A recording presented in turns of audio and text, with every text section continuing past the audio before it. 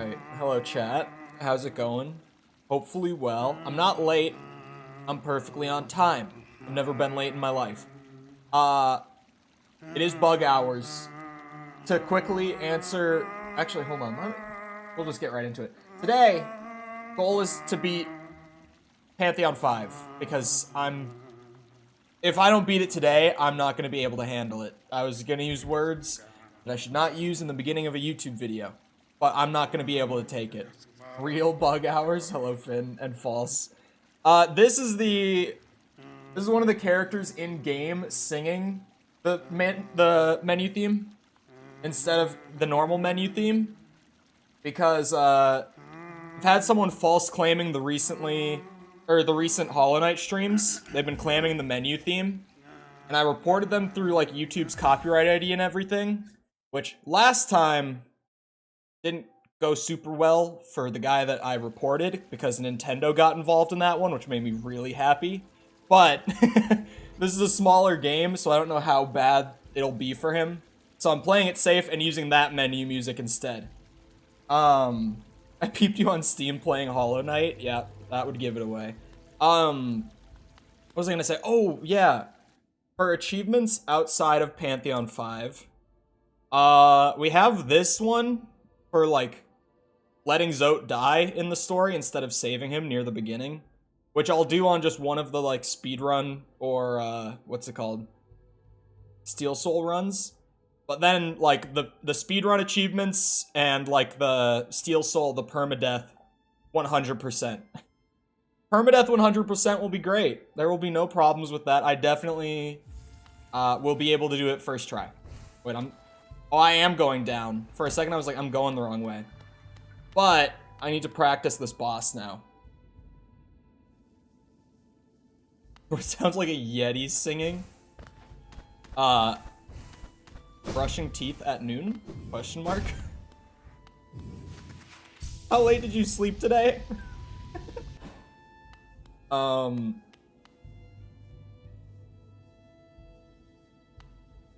Knight creators have said the soundtrack's okay to play.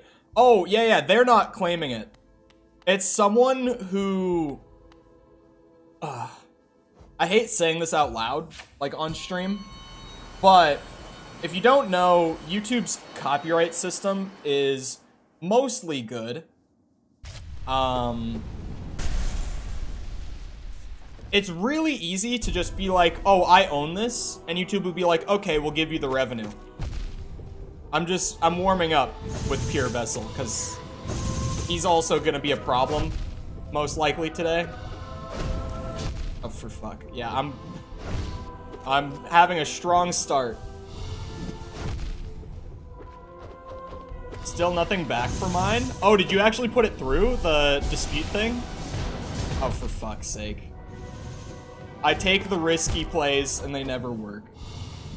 But yeah, it's really easy to just go to YouTube and be like, oh, I own this. Put a claim on it. And they'll be like, okay, smile.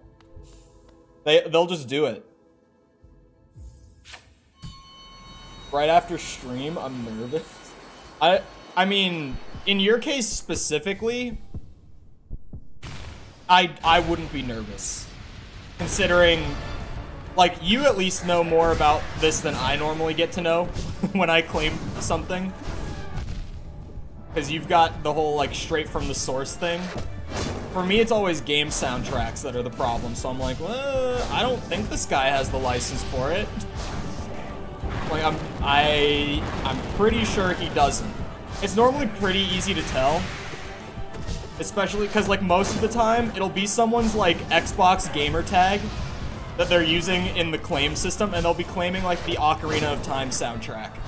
I'm like, okay, you don't own the rights to that soundtrack. Come on now. Oh shit, balloon. I gotta warm up my big 3 for the end of the Pantheon. I'm doing good on most of it. But, NKG threw me for a loop the one time a couple days ago. Pure Vessel still is inconsistent for me. And now I have, what's it called? Absolute Radiance, I think? I was gonna say Pure Radiance, but it's Absolute Radiance, isn't it? Ugh. shit. Fuck me. Huh. I saw something about not on live streams. I'm doing a great job, actually.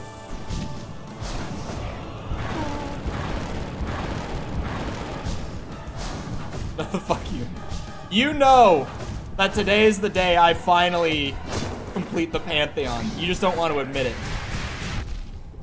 Context, the Discord notification, I said today is the day that I beat it. That's what he's talking about. But hello, Mickle. Thank you for the 5 months. Let's say 5 months? Actually, that makes sense. I was like, 5 months? That doesn't seem right. But then I remembered that you were the first person to get a member. Like, literally the day after I got memberships enabled. After the whole hassle that was for me. Oh! Speaking of the whole hassle of getting memberships enabled back when, I mentioned kind of offhand recently that I was trying to get that thing enabled on my channel through YouTube to where I can, like, have a members showcase on the channel, just like on the front page of the channel. And I got approved for it. It's not turned on yet. I can't believe I died to NKG again. I'm looking at chat too much. So soon, whenever it actually gets activated, there will be like a little carousel on the front of the channel with like your profile pictures if you're among the members.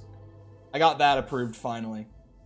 I think YouTube should be lax for live streams because it's not like you can scream sing over every song. I think, outside of like the copyright abuse, the thing realistically is just like game soundtracks are generally getting better at this. God damn it. But, just like having a setting to turn off licensed music, it makes things so much easier. Like, it's the weirdest thing for me to praise Cyberpunk for, but Cyberpunk had 2 completely unique soundtracks. They had one made up of all licensed music and one that was all original music, and you just changed it in the settings. So nice. Like, more games are moving towards that, but that's huge, because then there's just shit like GTA, where it's like, I just can't have... You know what, Grim? Let's just reset. My profile picture's on there. My profile picture on there is the beginning. Also, on the topic of copyright, I have the funniest news. I've actually been laughing to myself about this all day. I have an update on something that I have not talked much about recently, but I tweeted about it kind of recently. And that's my ongoing dispute process back and forth with Disney. I'm pausing for this. Over the LEGO Star Wars streams. As of today, only 3 of those VODs are still claimed by Disney. The rest are fully monetized and going to me now. Disney currently, and I am rubbing this in their face too much because I feel like I have to, after 7 months of this dispute process, Disney's team currently is losing a licensing battle to a 20-year-old who streams out of his bedroom and has not been employed for 2 years. So, I just want to point that out. I just feel very good about that. So, I almost have full monetization back for all of the LEGO Star Wars VODs. Which is crazy at this point. I thought it was just going to be like one of those things that never happened. Anything to dunk on Disney, I'm getting to that point. Well, I can't believe... Okay, so I don't even know how to word that. Yeah, I walked right into the second one. But one of those spikes came out of the ground, and I thought that it hit me, but it just didn't. Like, it really looked like it should have hit me. Oh, God. How am I struggling on Grim again?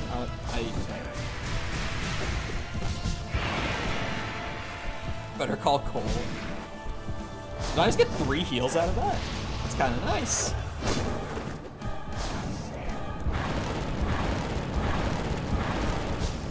After this warm-up, after today's mini training arc to open the stream, I will complete the hardest challenge Hollow Knight has to offer. Well, I don't know. Would we say Pantheon 5 just on its own is the hardest thing? Pantheon 5 is like the hardest actual piece of content. I think the hardest achievement, though, is going to be doing Steel Soul 100% completion. I have to 100% the game on permadeath. I think that might be harder than Pantheon 5. I'm not sure. I'm kind of torn between those two.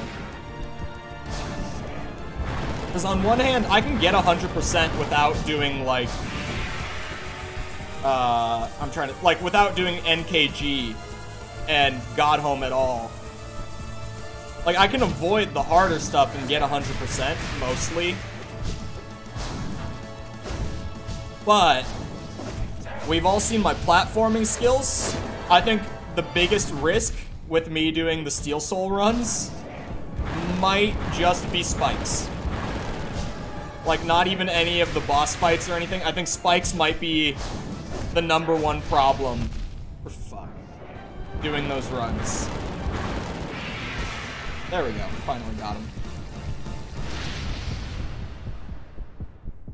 It doesn't end Steel Soul? Oh. That might actually be a good thing to know. It depends how desperate for percent I am at the end. Because I know that each of the first 4 Pantheons are straight up 1% completion each for finishing them.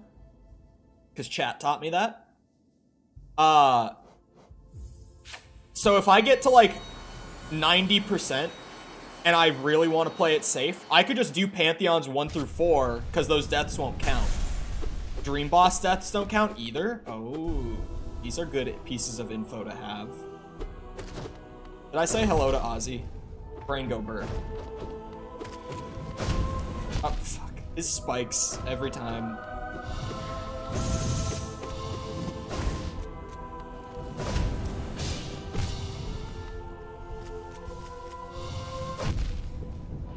Yeah, I figured Radiant's death would kill me. That much I would have assumed. Oh shit, I wasted my...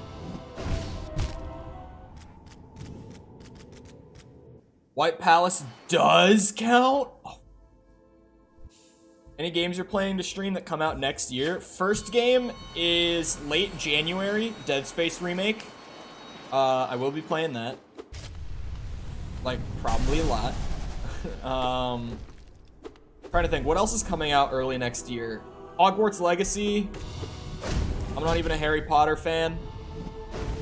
But like, you know, I like the concept. I've got to give it a shot. Past your cryo. Oh, did you not see that? I put that in, I think, like, general in Discord, right? I think we had a small memorial service for the cryo guide. I know that, like, Bird and Tom and I talked about it at least. But yeah, we're in a new era of the channel officially. We're now, like, there was that last bit of, like, Zombies era hanging around where that video was still my most viewed. But now it's been beaten out by, like, a good few thousand views. So we're officially out of the Zombies era entirely now. We've completely moved on. I said it many times, but I'll say it again. Still love the game. Like, Zombies is still a kick-ass game. That community, though, insufferable. Absolutely just the worst. I need it out. Always the tentacles? Yeah, fuck the tentacles. We tank those. Buy cryo guide. It's gone. All bosses count as 1%. Oh, is that why the Pantheons count as 1%? It's just, like, that's considered beating the boss, like, officially.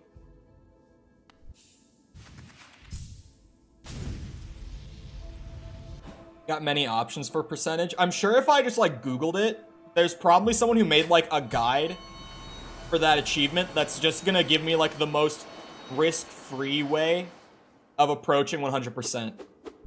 But this is the new boss that I have to learn now. The absolute radiance. So I need to focus a little bit. Oh, you got nothing. Pantheon 5 is the easiest shit I've done in my life.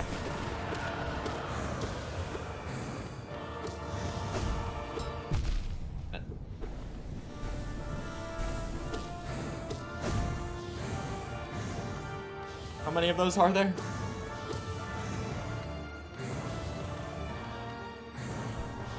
Fuck. When I'm in here, I can experiment a lot more with, like, what are my heal windows. Because when I fought her at the end of Pantheon 5, I was just trying to not get hit. Simply. But now I have a lot more room for experimentation. There's no active downside to dying here other than just, like, the time lost. So I can get a little crazy with my heals. Honestly, the heal windows feel fairly generous for, like, being the boss to cap off the hardest challenge in the game, you know?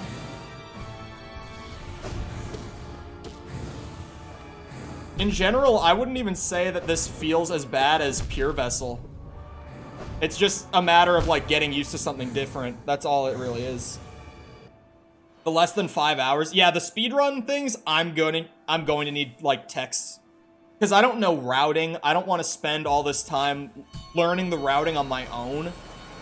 Like, I'm going to pull up, like, a text guide or maybe even a video of just, like I said, the routing.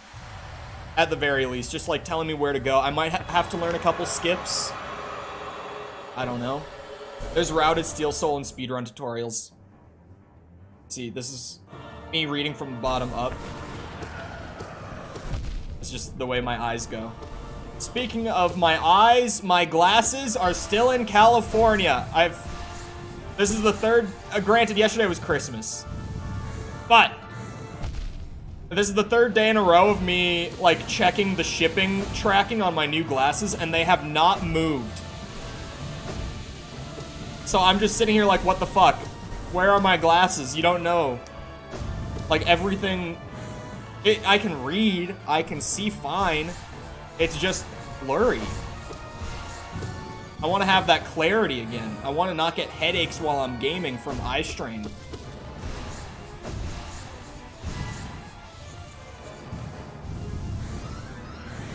Fuck.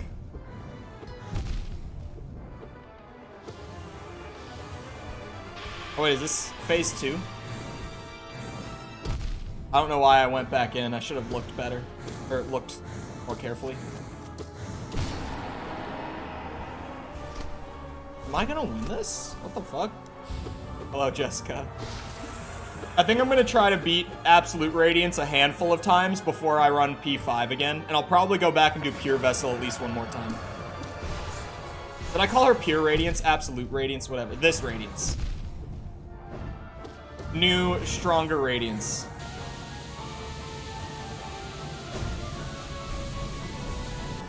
Thanks for the heal window. Fuck. I forgot about this phase entirely. I thought that I was going into, like, phase 4 where it's literally just, like, climb the steps and smack the shit out of her. Oh, what if they added a new phase to replace that? That's fine. I can... Oh, yes, now Finn is here when Jessica's here. Oh, no.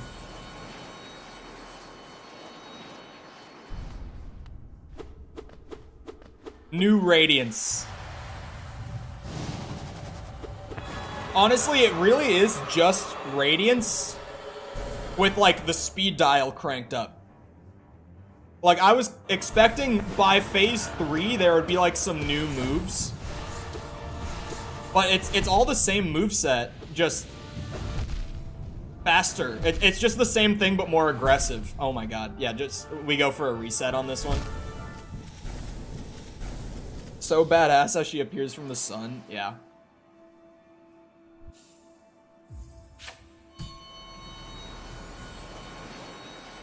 Finn is already...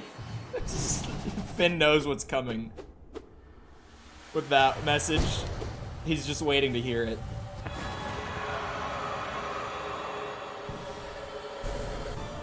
Oh, speaking of new games, sorry, I kind of trailed off. Hogwarts Legacy, RE4 remake. That's just the stuff coming out in, like, the first few months. Oh, The Last of Us remake is getting its PC port in March as well. So we'll be playing Last of Us in March. It's actually a pretty loaded, like, early part of the year games-wise.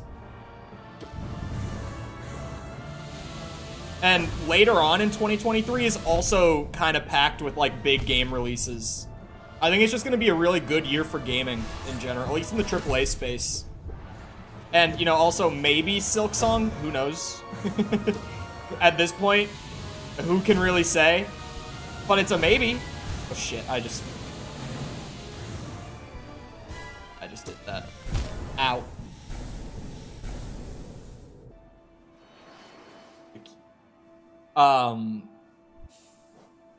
What else? My brain, go bird. I was gonna say something else. Oh yeah, cause I've seen people saying like boycott Hogwarts Legacy because of J.K. Rowling, whatever you're supposed to say. And it's like, sure, on one hand, she is a bit of like a crazy ass TERF and all that, but like, she had nothing to do with the game.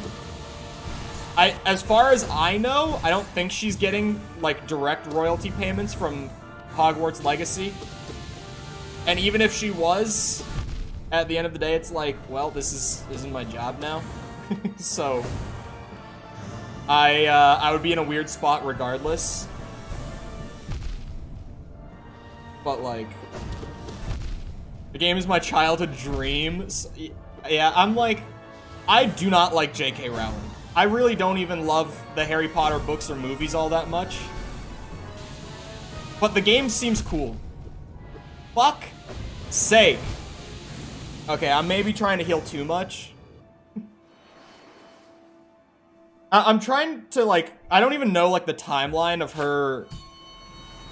I don't know how to even say it. Like, publicly kind of losing her shit. Because I don't think she was always this crazy, was she? Or was it just, like, I was too young to know that she was this crazy? Because she wrote, like, an 8th book, right?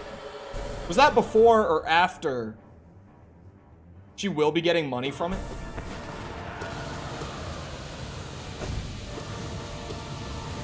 I really don't like that. It's like, it's one of those things though where it's just like, why did she have to write Harry Potter? Why did she have to be such a successful person? Come on. Fame got her mental? I mean, with some of the shit, like, you know, being a TERF and all that, it's like, that's probably always been there. Just not, like, public, like she wasn't vocal about it sort of thing. But I feel like at this point, she's just like, yep, this is me. I'm not saying don't play the game, I'm just clarifying. Yeah, I figured she would be getting money. Whereas it's not like, you know, she played a developmental role or anything in the game, but just because she owns the franchise and she hasn't, like, fully sold it off. Like George Lucas doesn't make money off of, like, Star Wars because he, like, fully sold the IP. Like, he doesn't get royalties off of it anymore. But J.K. Rowling just hasn't done, like, a big deal like that where she's completely gotten rid of the IP. Fuck, man. I need to get this boss consistent. I'm not going to do another hour-long boss gauntlet and get to her at the end and die because of shit like this.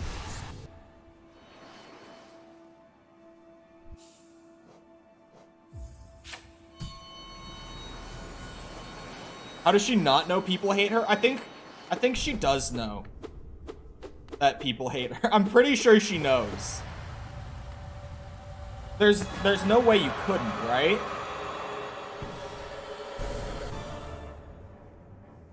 Like, there has to be a certain level of self-awareness. Like, even I know that, like, generally, there's a lot of Breath of the Wild fans out there who really don't like me. Because I gave, like, one of the worst first impressions for coming off so strong right off the bat on the Switch hardware and how much it limited the game. And oh boy, that went about as well as you would think. Ah! God.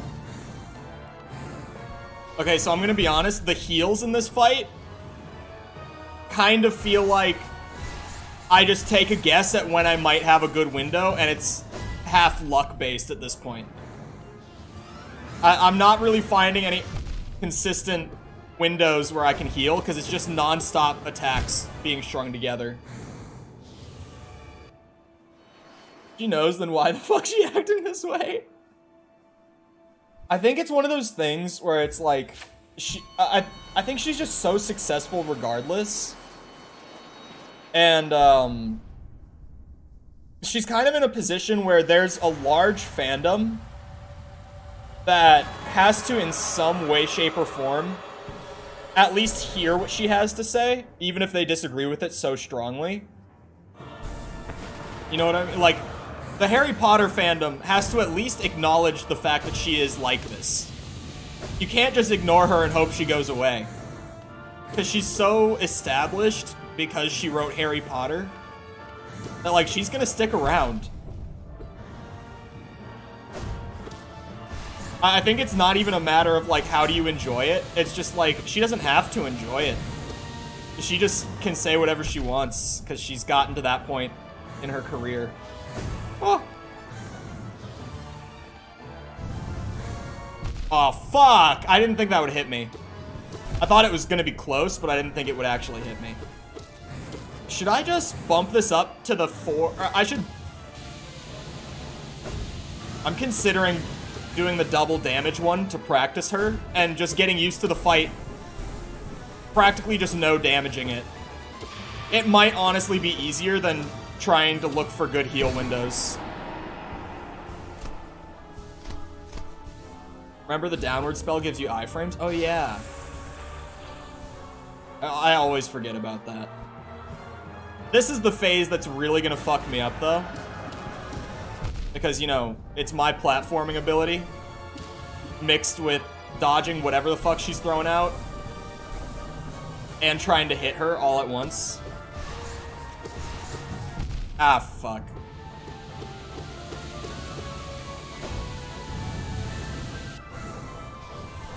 Well, that needle should have hit me. Ooh, oh! No.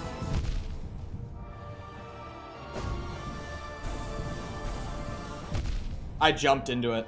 Healing! I jumped into that one. You stinky? Yeah, we call it Stink Charm. It's one of the charms that just gives you a little damage cloud around you. It's super cheap, and I had an extra slot. The list goes on. Oh, she's fucking crazy. I'm gonna try doubling her damage. The werewolf thing was meant to be an AIDS allegory? What the fuck? What? What?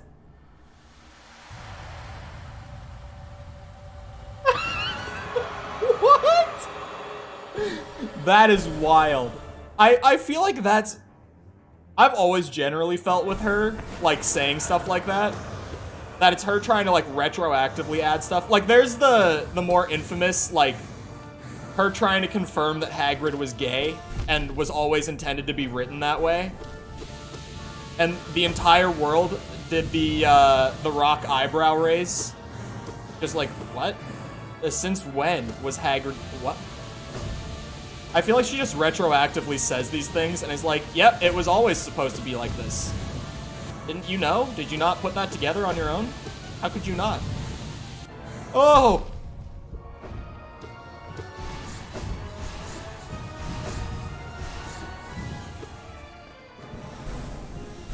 No one told me I was gonna struggle with bosses more in Hollow Knight than I did in Elden Ring. No one ever told me that. J.K. Rowling's mega base. Hagrid X Dumbledore. Yeah, that's... I have no idea.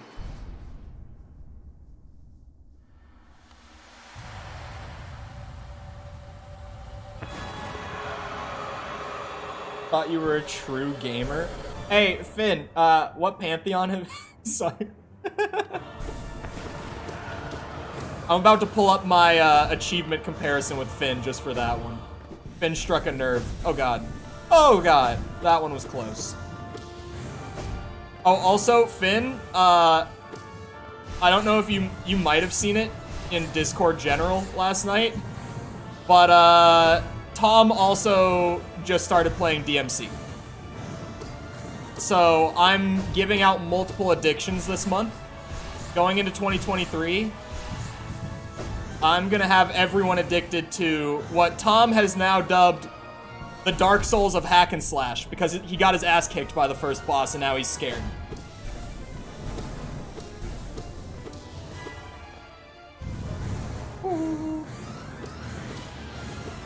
Ow. Yeah, the double damage on her really hurts. As I've said a lot recently, it's my my Goku at the World Tournament moment, where if I learn how to beat a boss while they're dealing double damage, I then go in and it feels like they're only dealing half the damage in the real run. Do I know the lore of Hollow Knight?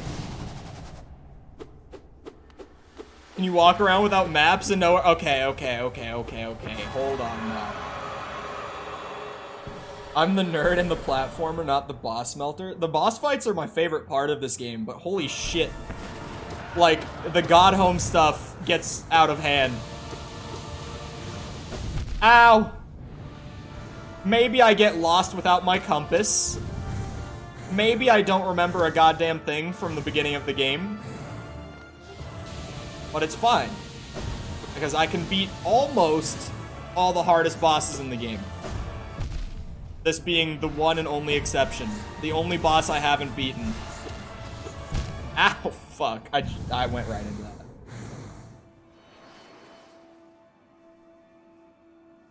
The average backseater. Finn's backseating is mostly fine. There's like backseating, and then there's Finn seeing me want to slam my head on my fucking desk and just being like, okay, but you could just do this. And I'm like, thank you. There's moments where I'm about to go back to angry Cole. Go back to the old days of desk slam. The zombies guys know. I would get so close to beating a record, I would die out of nowhere. My desk would take such a beating.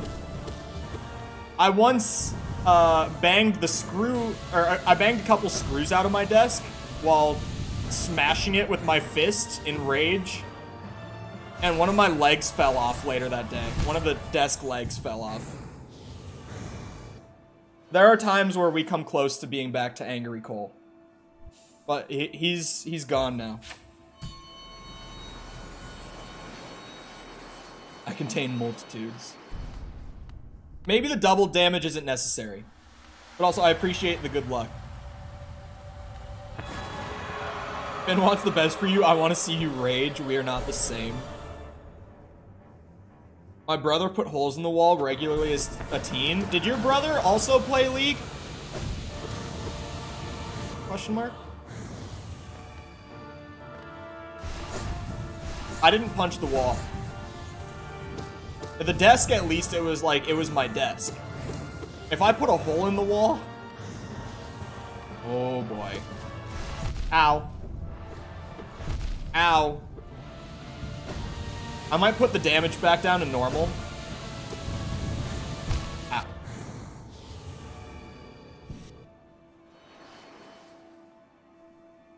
The double damage isn't necessary.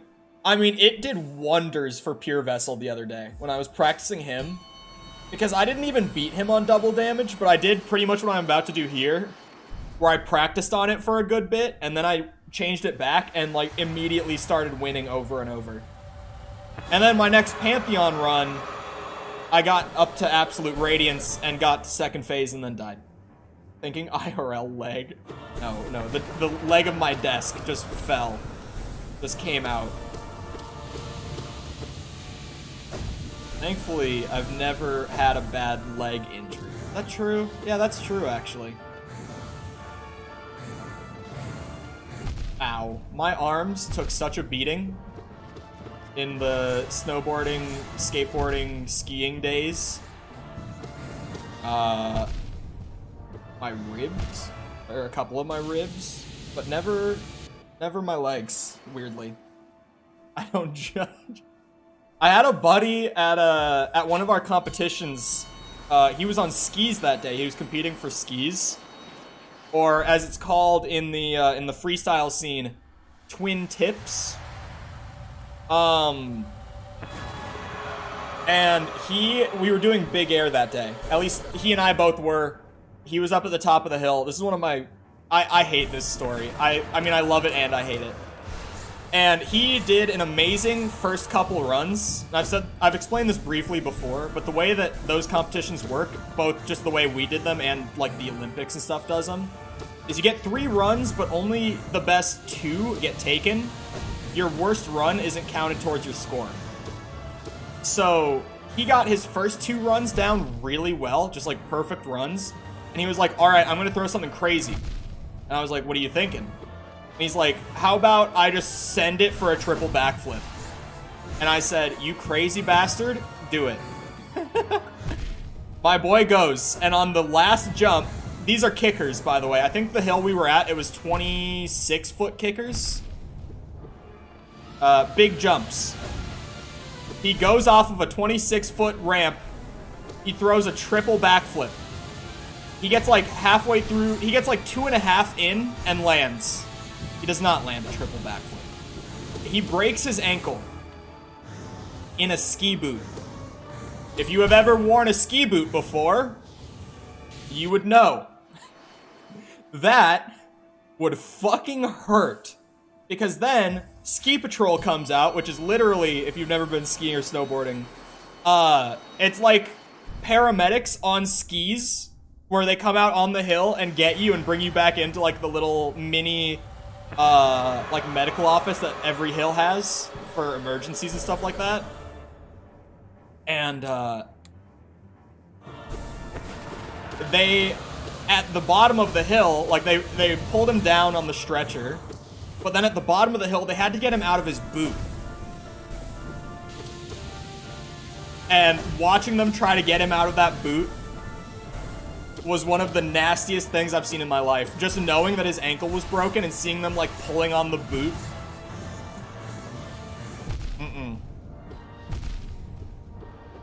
Because if you've never worn one of those are just straight like hard plastic, and they're made to like lock your foot in, and they go up to like the upper part of your shin. So like you're locked in, especially if you break your fucking ankle while you're wearing it.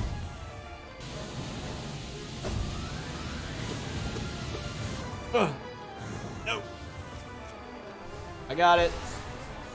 This is the run. Copia. I just let that one hit me. Oh, shit. There's a 4th one. I thought it was over. I don't know. I didn't hear anything. What did I say?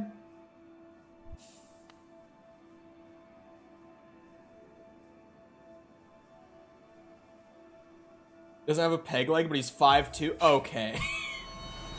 I almost had a concussion by falling in gym class. When was the last time I talked about my concussions? This is pretty common Cole lore, but I feel like it's been a minute. Concussion story time. I've had 4. I've had 1 mild, 2 moderate, and 1 severe. I've had 4 concussions.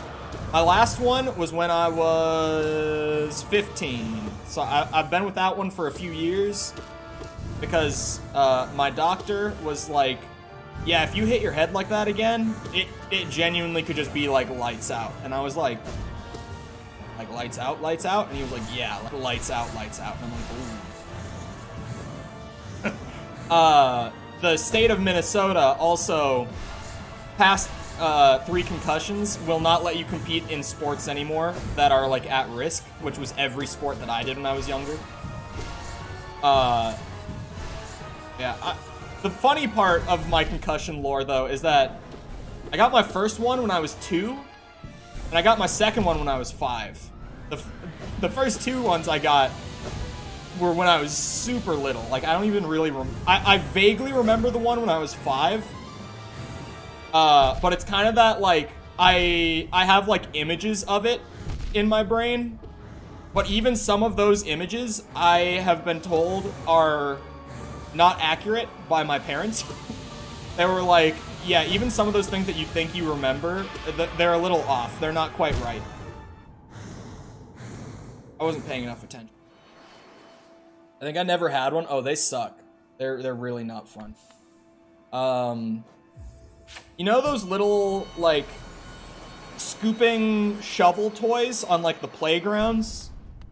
You know what I mean? It's got, like, the two handles, and one of them, like, moves the arm up and down. One of them, like, makes a little scoopy thing rotate. I was playing with one of those when I was 2, and it fucking blew up and hit me in the head and cracked my skull and concussed me. That was the first one I ever got. That's the one that I have zero memory of. I've just been told how it happened, and it's hilarious to me just hearing it. The one that I vaguely remember was I had gotten sent to like one of those like little week-long like summer camp things that are pretty much just like get your kid outside doing something so that you don't have to deal with them, right? And it was to teach like 5- and 6-year-old kids how to golf. It was like a little thing at the local middle school. And on the last day of that, we were doing driving, and I walked behind this other kid. Dude wound up, and when he threw the club back, it hit me right in the eye. And now, or when I got hit, concussion, I broke my orbital socket, which is the lower part of your eye socket. Also, hello, JJ. I'm on some shit right now. I've gotten lost in story time. And what was I saying? Oh, and guess which one of my eyes is my bad eye? Because I was talking literally yesterday about how bad I want my glasses to get here. I also mentioned it. But yesterday I mentioned one of my eyes has perfect vision, the other one doesn't. Guess which one doesn't have perfect vision? For context, no one in my family wears glasses. I'm the only one who needs them. There's a noticeable connection to be made between a certain eye injury and complications that are still lasting today. Not paying enough attention. Alright, we reset. I'm just letting myself go at that point.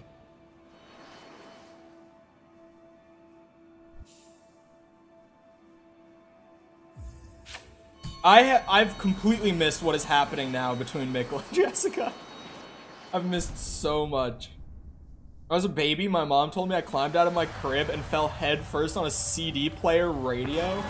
I don't know why I love stories like that. I just like when people have like a random story from before they can remember where they're like, yeah, my parents told me that I just did like the stupidest shit and got myself hurt as a baby. I have a soft spot for stories like that. Oh, ugh. If I'm doing no heals in this fight, which I plan to, why am I not using the upward spell more? And why did it take me this long to realize?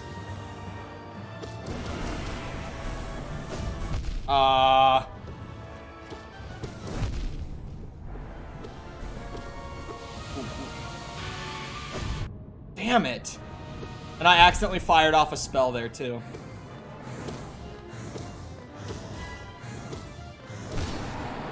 I love that whole phase I'm just staring at the top of my screen. I'm not even looking at my little guy. I fell on flat pavement and split my lip open. Oh. Hold on, that's a paragraph. This is the run. A solid phase 3 attempt. These are rare from me. That doesn't help.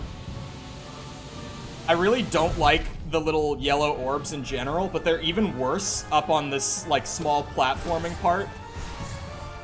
Because trying to lure them into the ground to get them to pop on something other than you is so much harder. I don't have the sand, I don't have the sandy you have for this game. I 100%, I got all the achievements on Cuphead earlier this year. Which, like, Cuphead is so much harder off the bat than Hollow Knight is. Like, this game actually doesn't start out all that bad. It's pretty easy in the beginning. Cuphead off the bat is like ridiculously hard. But I got all the achievements in that, and people were like, when I said that I was gonna do all the achievements, everyone was like, oh yeah, right. I was like, no, you underestimate the get good ability. I got this.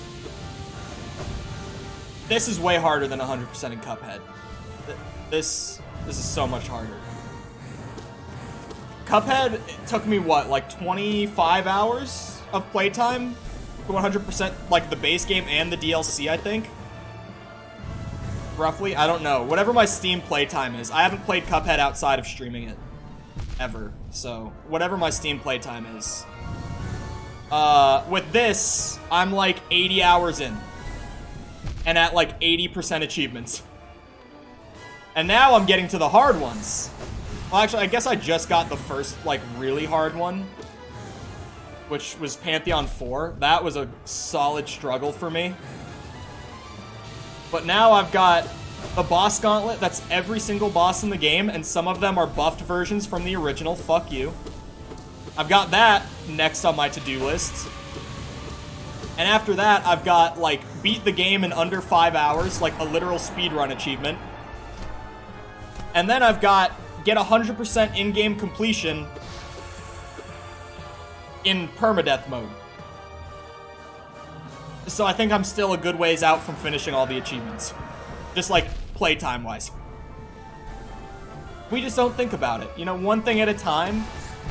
One thing at a time is genuinely what gets me through most of the games I do on this channel. Most of the 100%s I do for stream, I get through with just being like, you know what? Just start somewhere and just do one thing and don't think about the next thing. Just do this thing first. Then you can think about the next one.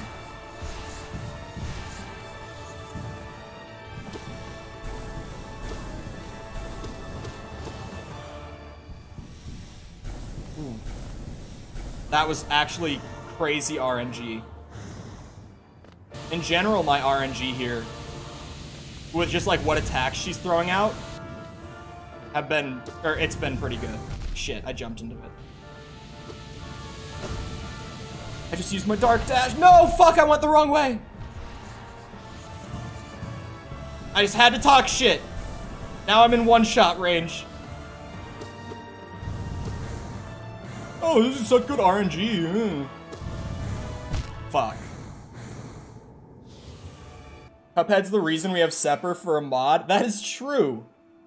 I don't like rogue or platform games. Fingers would die. Cult of the Lamb gave you trouble? That kind of surprises me. Cult of the Lamb, I liked Cult of the Lamb early on. I never finished it, because, like,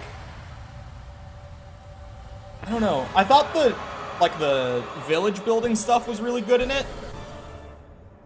But the roguelike stuff, not so much. It was just really shallow. Like, I liked Cult of the Lamb. I think I played most of it. But I didn't get through it all the way. But I think I did play like a solid 10 hours or so. But I had also just played Hades for the first time. So going from Hades to Cult of the Lamb, in terms of just like the roguelike part of it, I was underwhelmed. I had just played what would become, for me, like a top 3 roguelike. A genre that I've learned this year I really, really love. And then I played Cult of the Lamb, which was like, yeah, the roguelike stuff is kind of the side dish. Oh, God.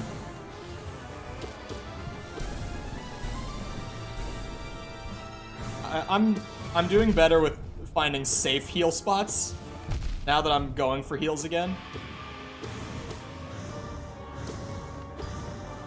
Ow. Thank God. I would have died there.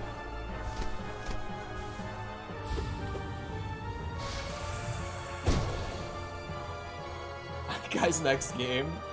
What do you mean they kept making things hard for you? Through channel points or whatever? Oh, God. Because was there, like, much beyond the, or sorry, was there much to the Twitch integration outside of just naming people? Because we did not have the luxury of the Twitch integration over here. Our favorite VTuber? How many VTubers do you watch, Mikkel? For science. It was a bit underwhelming. I feel like the idea was great, but it just wasn't there, you know? Like, the idea was really good, the art style and the music was really good, but it didn't feel like it was fleshed out as much as I would have wanted it to be. Shit, I dashed the wrong way again. False and you? Okay, I do not count. That one, like, what was it, 1 or 2 days that I did the keyboard cat thing as like a shitpost back in like, what was that? February 2021. It was when Firebase Z was the newest zombies map. Because I was grinding out high rounds and records for Firebase Z at the time. I remember that distinctly. Do you count? If you don't know what Mikkel's talking about, I had a thing. I didn't have my camera set up at that apartment. Because, A, that apartment was fucking gross before I even moved there. And B, the lighting situation was so bad that I opted to just not set up a camera for the duration of the time I lived there. But I didn't have a camera at the time, and one day a buddy of mine was like, bro, I set up this thing. It's literally, like, you can put keyboard cat on your OBS, and he'll just sit there, but it, like, links to your mouse and keyboard inputs. So, like, when I would drag my mouse around the table, like, his arm would move with it. And, like, WASD and shit was all, like, he was tapping those keys on the keyboard when I was tapping them, and they would light up. And it was just me joking around with it. But for years now, Mikkel's been like, Cole was a VTuber once. I miss those days. You had to have a certain number of villagers to unlock the final boss. That stuff was weird in general. In the I don't want to show my face, I can draw, and I want to make streaming content way. Yeah, it's kind of 50-50 on the face showing thing. Cole was a cat VTuber, basically. Sure, we can summarize it that way. Yes, we'll just go with that. Fuck it. Oh god. Uh-oh. Uh-oh. I think I've said it before. I genuinely at one point considered getting a VTuber model. This is no meme. I've mentioned this like once before on stream, I think. As just like a marketing thing. Because after I switched to Variety, I was like, damn, it's a lot harder to market in Variety, huh?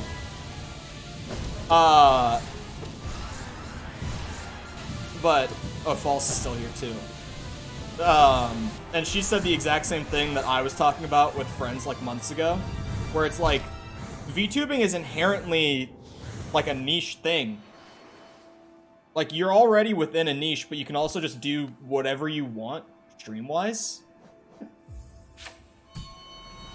You get the best of both worlds. They did Dream so dirty when his face revealed. Honestly, I think about this so often. Because I still see that one screenshot, and we all know the exact screenshot. We've all seen that one screenshot. And I'm like, if he just looked at the camera, like, not just with his eyes, like if he turned his body towards the camera, none of that ever would have happened. Because he's not even like a bad looking guy. He just, for some reason, was sitting at like the weirdest angle and it made his chin look fucking massive. And to this day, I'm like, all of that could have been avoided if he just looked at the fucking camera.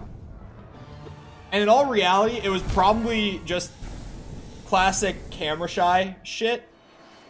Because even like, he didn't know how to be on camera. Yeah, that too. There are some clips, well, I guess Twitch clips they're still out there, but they're probably too much pain to actually go through and find on my Twitch than it's worth. But in like old highlight videos from back when I was on Twitch, when I first got my camera, you can see the camera shyness in every single clip. Because it's such a weird thing to get used to at first. And even now, I'm pretty much entirely chill with being on camera. I have one struggle though. I have one thing with my camera shyness that persists. And for some reason, I can't look into the camera. That's my one thing. I am so completely chill, I forget that it's there the majority of the time. But I can't look into the camera. Like, with my eyes, I can't look into the camera. Your hairline? That... Hey, we'll get on that. They'll make Giga Chad memes. I don't know why he sat like that. I have many struggles. I mean, I've been using a camera for 2 years now? Yeah, 2 years. Wait. Fuck! I've been using a camera for 3 years. I bought this exact camera in 2019. Like, October 2019, maybe? October, November-ish.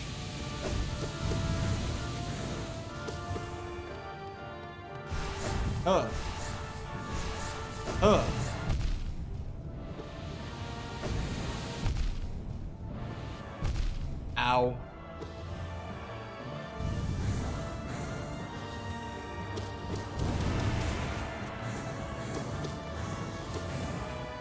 I feel like I'm throwing. How have I not beaten this boss a single time? Why am I so distracted?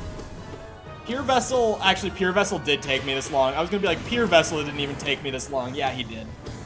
He probably took me longer than this boss will.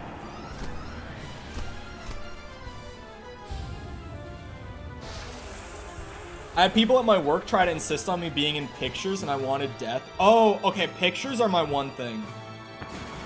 I still don't like being in pictures or having pictures taken of me because I can't fake smile. Like, I straight up cannot fake smile. I can't do it.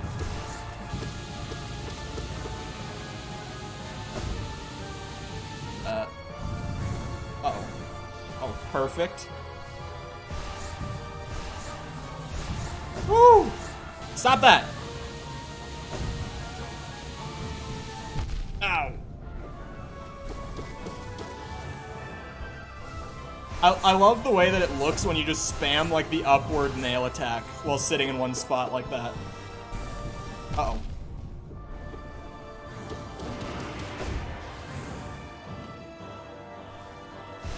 Oh, God.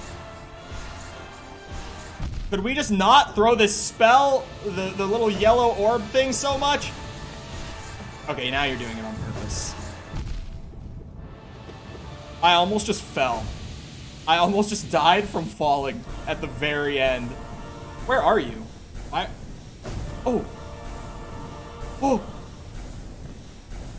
At first, I was confused. And then I saw the truth!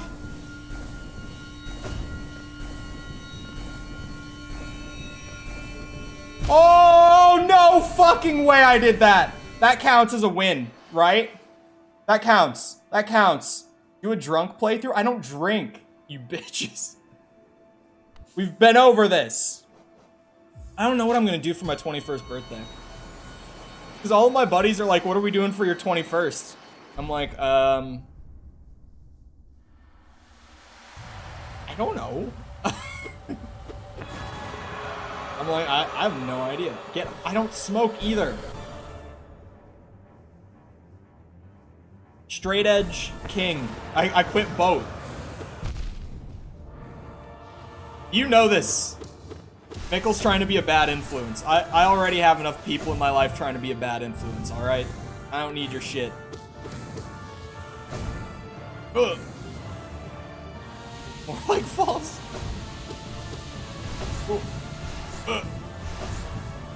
I can get to phase 4 again. people who know their Hollow Knight really well, correct me if I'm wrong, that climb up at the end there for Phase 4 was way longer, right? It's normally not that long. I had a friend of mine play Hollow Knight while he was high. About as straight as Finn. That's not very straight.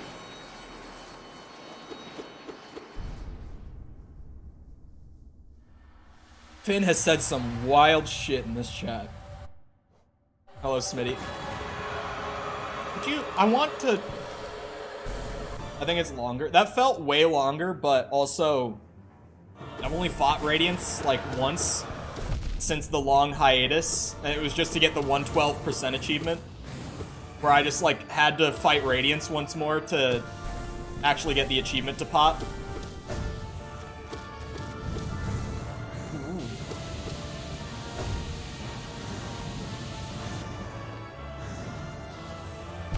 Ah.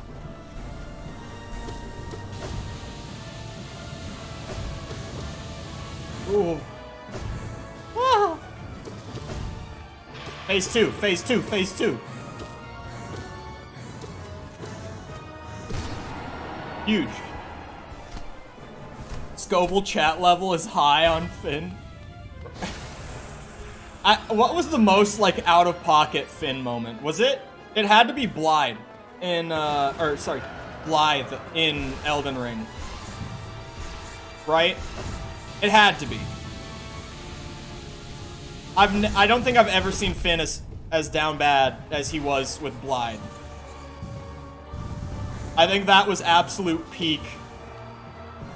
Yeah, that was something else.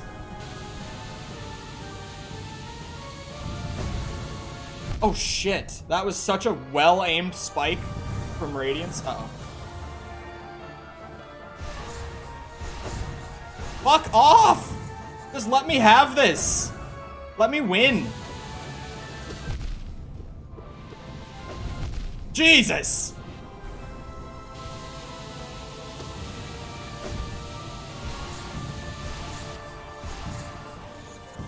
Radiance isn't gonna let me win.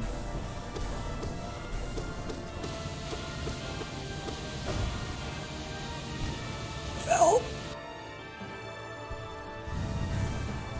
That one's not gonna hit me? I thought that was gonna hit me.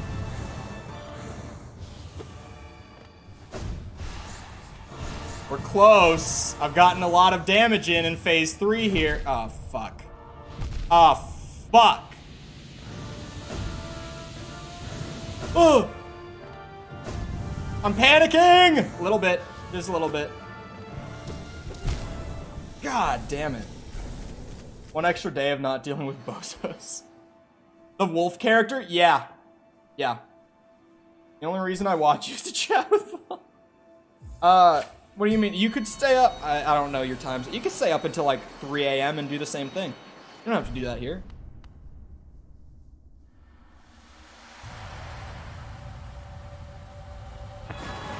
Thank God for caffeine. I have had the most, like, irregular bullshit sleep recently. Partially self-inflicted, but even when I'm trying to sleep, it's not happening.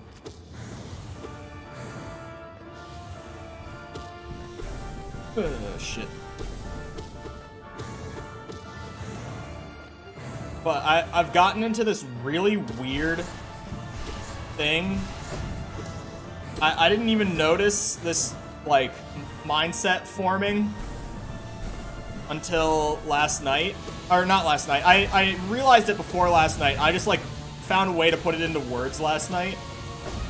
Essentially, what I've been doing for, like, 3 weeks now is if any of my creator friends are working and I know that they're working, I also need to be working.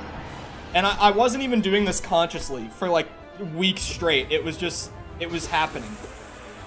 Where, like, last night, I was like, genuinely, I was at the point of the day where I'm like, you know, I got enough done. It's Christmas. I'm chilling. And then I was just, I went to answer Tom on Discord. He had DM'd me something. Moderator of the channel, Tom. And, in my DMs thing, I saw that False was live. And I was like, oh, I didn't get a notification for that. Because I have noties on for everyone on my phone. And I was like, I didn't know that she was streaming. So I went in there, I dropped like, I don't know, 3-4 messages, whatever. And then went into my pretty standard lurking and working on video stuff for the duration of the stream. And it's, oh wait, phase 4? What the, how? That was so fast.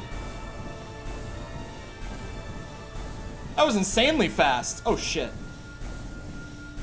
Let me have this. At least once. Come here, you bitch. Oh my god, they added more to the fight. I knew it. I knew it. I knew it. You're such a bitch for this.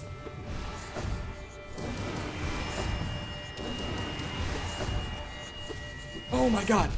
Why? Oh, I'm out of... Fuck you, bitch! Andrew Tate has a song? I watched that video, Brain Got Lost. Oh, yeah. It was a really good video. I feel like I don't even deserve to read the lore.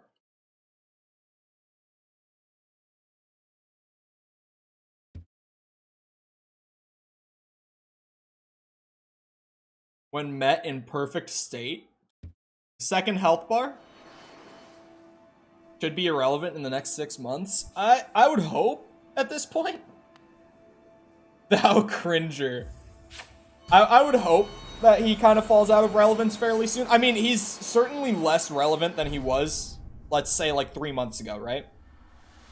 I don't think he will. I feel like he's one of those figures who's become so notorious that, like, I don't know. I don't think he'll ever fully fall out of relevancy until he just, like, decides to stop being a public figure. Oh, shit.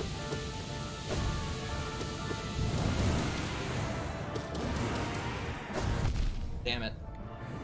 I need at least a second win before I can really feel good about going back to P5 and giving it a solid go. Because like I said earlier, for me to beat P5, I have to go through like an hour straight of bosses and then beat Radiance without dying. How's you doing? We just beat her the first time. I'm just trying to get to a point where it's like, yeah, I feel genuinely comfortable fighting her. Oh shit, Finn. I also, I forgot to message you and say thank you for the Steam gift. It was one of those things where I saw the gift immediately after stream, and I was like, oh, I'll have to message him later, because I was gonna get up from my computer for a bit, and then I never did. And then I thought about it this morning, and I was like, well, now it would be weird. I had that moment. For fuck's sake. Oh, and also, hey, Fid, go play Devil May Cry. Ow! Okay, that one was kind of a throw. Where's your Bugatti? Memes take a long while to die? Yeah. I mean, some people I have seen just say, what's it? Where's your Bugatti? It varies. But the classic is, what color is your Bugatti? That is... Being a responsible adult and working on commissions. That's a fair excuse for now. No.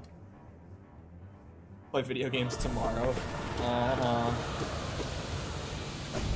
Responsibility comes after gaming. Alright. Actually... never mind.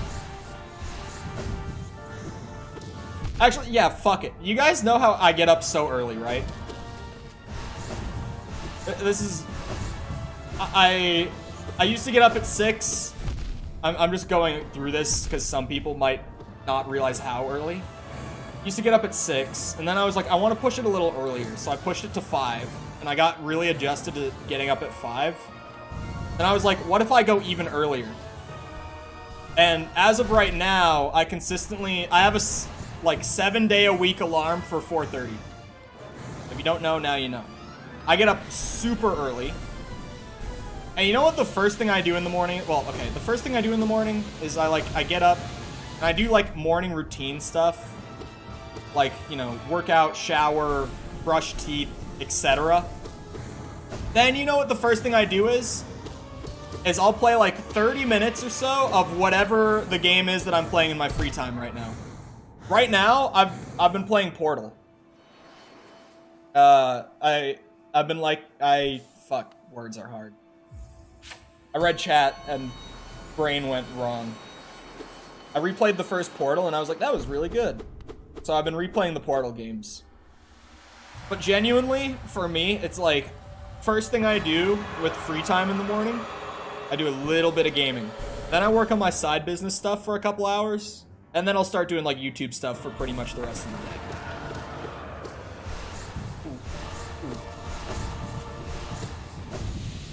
A day in the life of Chol.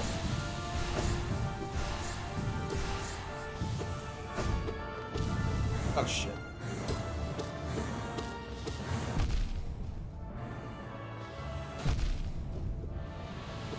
Ow. I do go to bed early though. But that's because I get up early. I still need quality sleep. The getting up early thing is just more about like the... I don't want to use that word. I hate wording it like this. It makes it sound more pretentious than I mean for it to. Sometimes I can be a little pretentious, but I don't mean for this to sound as pretentious as it does. It's more of just like a discipline thing. Well, historically, I have a horrible lack of self-control. Like, I used to have a food problem, like a bad food problem. I used to never want to work on anything. Like, you have to pull in all... Not really. I mean, I sleep, like, a solid 6 hours on nights that we collab still, so that's not even that bad. I only really lose a couple hours of sleep on those nights.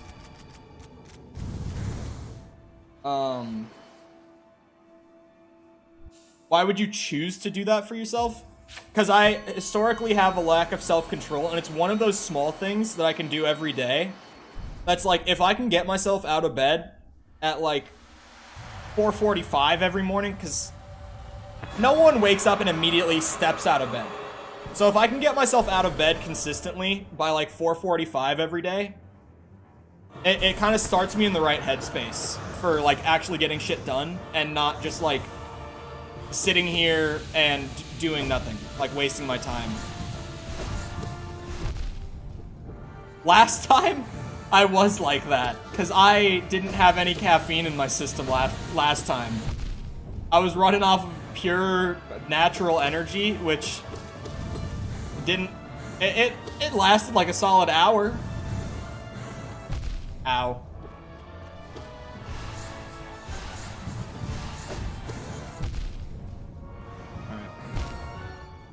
Right headspace? No, I'm serious. Like, it's like a mindset thing, where it's like, if that's the first thing I do in the day, is get out of bed earlier than, like, my body wants to, and then I follow that up with, really, the getting out of bed isn't even the worst part. It's getting out of bed at 4:45 and working out. Because every single day, and I'm not exaggerating, okay, that's slight exaggeration. 8 out of the 10 days, 4 out of 5 days, I do not want to get up and work out. I so rarely actually want to work out at 5 a.m. That's not normally something I look forward to. Trust me. But it's one of those things, it's like, if I do it, then I kind of start myself off on the right track for the day. It makes it a lot easier to put aside what I want to do and do what I need to do instead. Ow. Because some days, what I want to do is, like, just sit here and, like, game out. There's so many cool games I could be playing. And, like, you know, I could just, like, sit here with a bag of Chex Mix or something. And just munch. While I grind a Path of Exile character, because the new expansion is out. Or, like, you know, whatever. But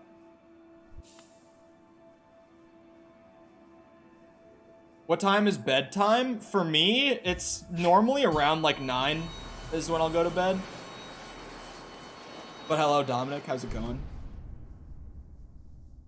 Welcome. Yeah, see, this is why I didn't jump right into P5. I am clearly, even though I beat her once, not ready to go into the Pantheon and lose an hour of progress from losing to her on the next try. Although, I couldn't beat Pure Radiance, or, sorry, not Pure Radiance, Pure Vessel the other day. Like, literally 2 days ago, last time I streamed this. I just couldn't, for some reason, beat Pure Vessel. I was struggling so hard to do it. And I was just like, nope, fuck it. I'm just going to P5. And I got all the way to the final boss. So, you know what? Let me test my Pure Vessel again. I think I beat him earlier, right? That's just because Cole is terrible at Overwatch. I will have you know that at my peak, I have been a platinum support and a bronze tank, okay? That's still my hilarious thing that I love about me playing Overwatch is I've genuinely never played anywhere above bronze as a tank. I am such a bad tank. Ugh. It's weird, because, like, I understand what I'm supposed to be doing. I understand how to play the characters that I play on tank. But for some reason, I'm just fucking terrible at playing tank.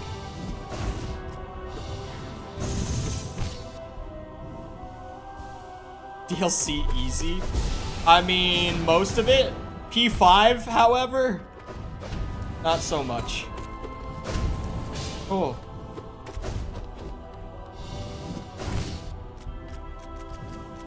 Just one more Pure Vessel run for a confidence boost. Oh god. Oh, I see Smitty saying something about Jim. We go Jim. Did I tell you guys that that I've been memeing Bear so hard on Jim? Like spelling it J-I-M. I love the We Go Jim meme, spelling it wrong like that. I don't know why I find it so funny. But Bear, for like the last month straight, streamer friend of mine, Bear, he consistently is just like, man, I really should start working out. And and I'm just like, okay, we go gym. Like, dude lives in Canada, but for every single time that he'll tweet or like say it on his stream, like, man, I should really start working out. And I'm just like, we go gym. It's all people say on my Insta comments. Really? It's a Zoomer thing. I picked it up from TikTok. It's definitely a Zoomer thing. But hello, Manar. Hopefully I'm saying that right. Alright, so you didn't do anything. At the time, as well, I was an Ana main. Hard, dedicated Ana main. Okay? Do you understand the technical prowess, the game sense that Ana requires to play at a plat level even? Dude, I've seen, like, Grandmaster, Ana players before. They're insane. They hit the fattest nades every single time. They hit every single sleep dart, like on the Genji as he's nano blading in. I'm amazed by Grandmaster Anas. But aren't you a Zoomer? I mean, yeah, but no. I'm in a weird in-between. Like, people my age are in a weird in-between where we have more Zoomer tendencies than, like, millennials. But Zoomers also see us as boomers. Like, my sister is only, like, 3 years younger than me. But she calls me a boomer all the time. She's like, why do you act like you're so old? She's like, I don't get it. Like, why are you not, like, every other Gen Z? I'm like, I don't know. And it's a consistent thing. Like, everyone in my high school class who I keep up with is just like me, for real. 1995, 2002.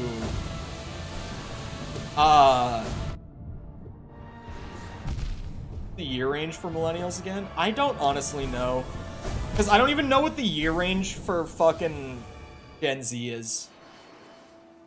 It's honestly...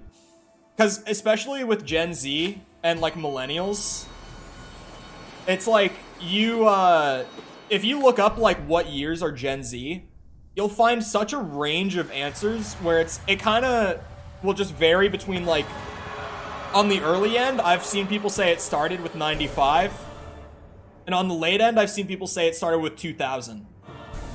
And I'm just like, I don't know what to even believe. Because literally, like, every internet source will just choose, like, one of the years within that range. Like, between 95 and 2000. They're all different. So at this point, I'm just like, yeah, fuck it, I give up. I'm Gen Z, that's all I have to know. Regardless of source, it doesn't change what I am, so I don't care anymore. Ooh!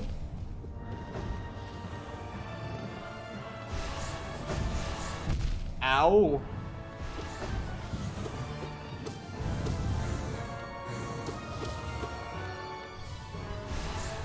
Yeah, it's Scuffdrum. But hello, Darth, how's it going? I'm baby millennial, just got a taste of being a 90s kid. I don't know. I've also been made fun of by my sister for acting like a 90s kid. Because, like, all of my favorite media is 90s. Like, half of my fucking music, like, all of my favorite movies and shit, a lot of my favorite games even are 90s. So I'm so, like, weirdly invested in that era of just pop culture.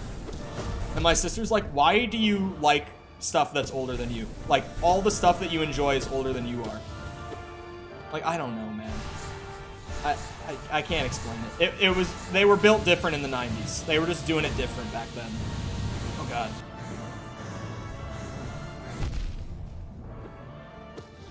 Early 2000s is the funniest era in, like, pop culture to me, though. So I'm just like, what the fuck was going on in the early 2000s? You look back at it and it's like, bro, what was going on? What were we doing? American pop culture in the early 2000s is hilarious to look back on. Phase 2. I'm gonna try to get a good run in. I have not had, like, a good, focused run literally the entire stream. I've been so chat-focused, which is fine, streaming-wise. But I haven't gotten anything done. I'm making no progress. Oh, shit. That's kind of been my problem with grinding out the Pantheons and just all these boss rush type things, too. Is I feel like I so constantly need to actually be, like, fully focused on the game to even make progress. But why'd they have to make the game so goddamn hard? I just saw the platform appear. How did I already get to phase 4? Ah! Oh god, I'm falling, yep. Good job, Cole. Oh wait, I'm gonna need health when I get up there. Ow. Oh. 90s will forever be the golden years. There are millennials that prefer culture now. Yeah, a couple of my closest friends are, like, millennial. They're millennials. And they genuinely, like, I'm generally more attached to older stuff. Not even, like, way older, but, like, 90s/2000s. Whereas they just love, like, modern pop culture. Music-wise, film-wise, game-wise, like, everything. I think gaming in the 2020s has been really good. I started getting into the older stuff between, like, 2016 to 2018. What I consider the darkest years of the games industry as far as I've seen it. When we were in, like, the full-blown midst of, like, Battlefront 2s and Call of Duty Infinite Warfares. Homefront, The Revolutions, Fallout. Sorry, I'm not gonna go for that one. That's low-hanging fruit. No Man's Sky. We all know what I was about to say. Fine. Like the 4th Skyrim re-release. Yeah, those were the dark days. And I just started playing older games, and I was like, holy shit. Old games kind of kick ass. I mean, older games outside of like the stuff I played as a kid. Like I started playing, I'm trying to think. Like System Shock and rather good examples. Deus Ex, like the old Deus Ex, 2000 Deus Ex. Like Y2K when I say 2000. Stuff like that. I started playing a lot of older games. Like, I've got the older games I played as a kid, like Resi and Silent Hill and Majora's Mask and all that shit, but different. Crash Bandicoot goes kind of hard. Maybe you're just bad at games. You know what? I say, fuck it. We go do an actual Pantheon 5 run.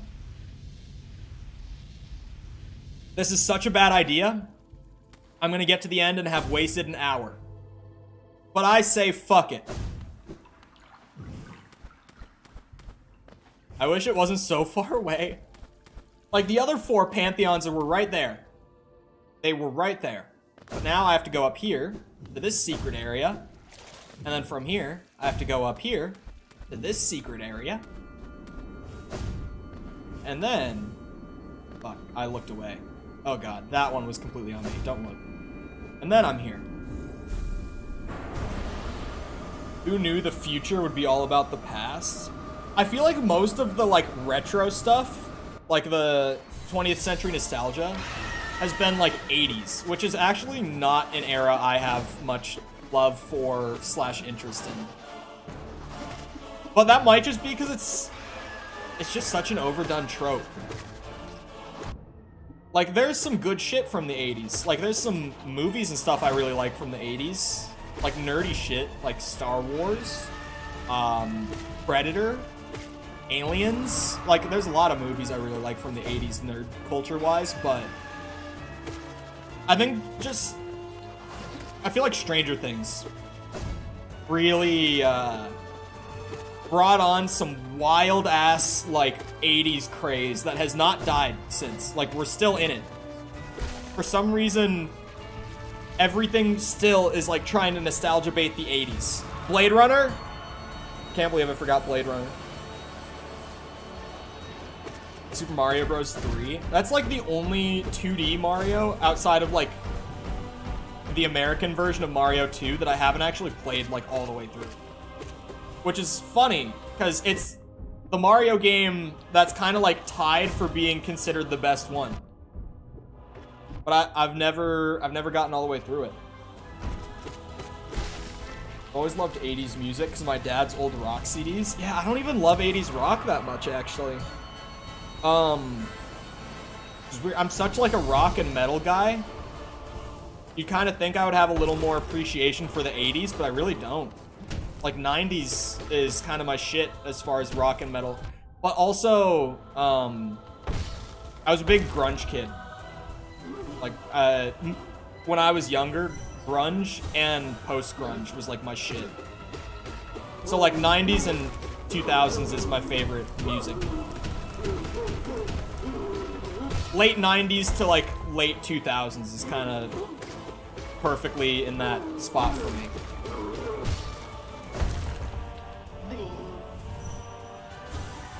We still have old cassettes and shit.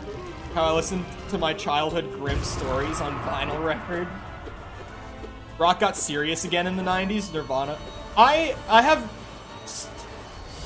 don't have a ton of Nirvana, like, on my Spotify or whatever, but I have enough to where I almost feel ashamed for having as much Nirvana as I do. Because Nirvana has some really good stuff, but also, at least when I went to high school, Nirvana was, like, one of those bands that like all the high school girls would like buy a shirt of the band, but would not be able to name a single fucking song outside of like Smells Like Teen Spirit. They were one of those kind of bands. Like them and Pink Floyd and like Aerosmith was a big one at my school. A lot of girls wore Aerosmith shirts at my school. And so Nirvana's always been one of those bands that's like, man, I feel basic for having Nirvana on my playlist. I do like a lot of their stuff. For us, that was Arctic Monkeys. Actually, Arctic Monkeys was a big one at my school, too. But I feel like a lot of my friends in high school who would wear shirts for bands that they didn't know would wear Arctic Monkeys and, like, actually know some songs by them. So that one was more reasonable. I actually really liked Arctic Monkeys when I was in high school. I was a pretty big Arctic Monkeys guy in high school. I don't dislike them now. They've got a good sound. I just don't listen to them as much anymore. I've gotten back to being super metal heavy again in like the last couple years. Or I guess like the last just year. Like kind of since last fall.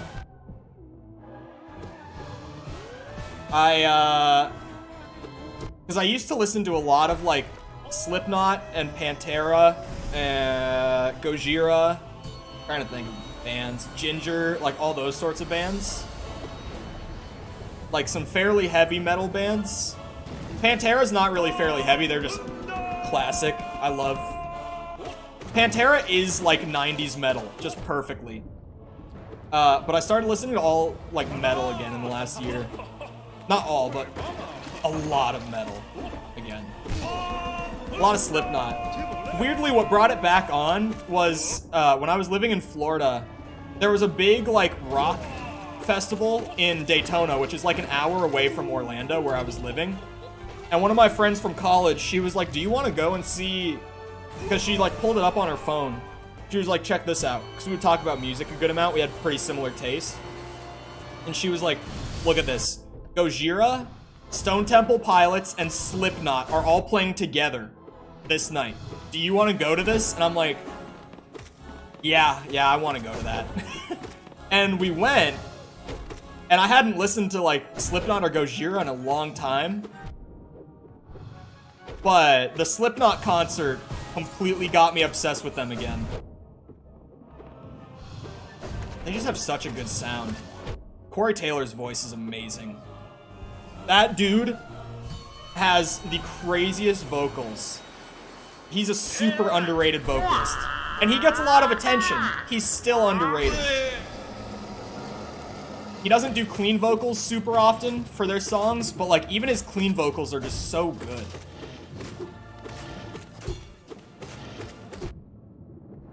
Fucking love Corey Taylor. That's like one of my man crush kind of guys is Corey Taylor. I'm like, holy shit, the dude can sing. The dude has like one of the craziest life stories that I've ever heard. Like just the most like trauma dumpy kind of life story. Just insane. All the shit that dude went through growing up. And then he like put it all into just like Slipknot's first couple albums. His voice is just so angry in those studio recordings for the first couple albums. Like you can hear all of it just coming out. Love Slipknot. Love Corey Taylor. Guns N' Roses was really big in high school. I like Guns N' Roses. I don't love them, but they've got some crazy, crazy bangers. Like songs that I love. And I don't... It's not even... I was gonna say I don't want to be the basic bitch, but then I realized that I could be more basic with my Guns N' Roses taste. Like Civil War and Don't Cry and shit like that, those songs are so good. If you're like really basic Guns N' Roses, it's like Welcome to the Jungle and shit, right? Which is a great song, just insanely overplayed. Oh, Patience is good too. I forgot about that. I think I think Civil War is, like, overall my favorite song by them. But they've got a lot of good songs. Can't tell you how many kids left for the summer in '93 listening to Ace of Base and Snoop Dogg and came back in September with dyed hair and Nirvana shirts. Were they that big, like, even at the time, that people would just, like, completely change personalities around their music like that? Just, like, immediately when they started to blow up? That's kind of crazy. I have a lot of friends from high school who, like, rap is their main genre they listen to. But weirdly, Nirvana is, like, a consistent band that, like, all of them listen to still. There's, like, yeah, Nirvana's got some good shit. I think Nirvana's weirdly... They're one of those few bands that, like, can be enjoyed by people who are really into rock, especially, like, grunge and shit like that. But also can be such a good, like, entry point and such an easily digestible sound and style for just the average person. And it's weird because they shouldn't be like a, what's it called? Like an entry point kind of band. Like, grunge is not the subgenre of rock that normally acts as much of an entry point for most people. But Nirvana tends to be a pretty big entry point kind of band. All the rap I listen to is not in English. I have a good amount of German rap. Germany actually has a really good rap scene. And as broken as my German might be when I speak it nowadays, I can mostly understand it when I hear it still, even though I haven't practiced it in a really long time. There are some times where I'm like, what did he just say? Like, a couple words will get by me and I'll just be like, I don't even know what that was. But I can mostly still understand it. There's a lot of good German rap. I feel like a lot of Europe has really good, like, localized rap, honestly. Like, most of the rap scene kind of mainstream-wise comes out of America. Like the US when I say America. But I feel like even when you branch out into, like, UK drill and, like, just so many European scenes, Russia has a really good rap scene. I don't speak a lick of Russian, but, like, the flow and stuff is there. I don't know about writing quality, but when it's just, like, sounds that someone's making with their mouth that I have no understanding of, it's like, I appreciate it still. Russia's got a pretty good rap scene from what I can tell. Oh, shit. Okay.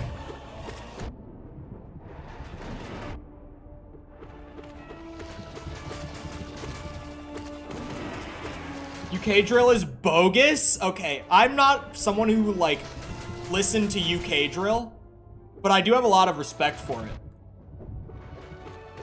Like, has anyone, Smitty, since you've maybe listened to a bit of it, do you know Unknown P? Do you know that name? This is not, like, a good UK drill rapper. This is, like... This guy has been a running joke between me and my friends for a few years now. If you've never heard Unknown P, I've heard of him. Have you ever heard his music? Have you ever heard him rap? The dude has the goofiest, like, vocal style and flow. It's like a generic, like, posh British, like, kind of cadence and flow, but he's doing drill rap, and it's so funny to listen to. Okay, I need to focus, hold on.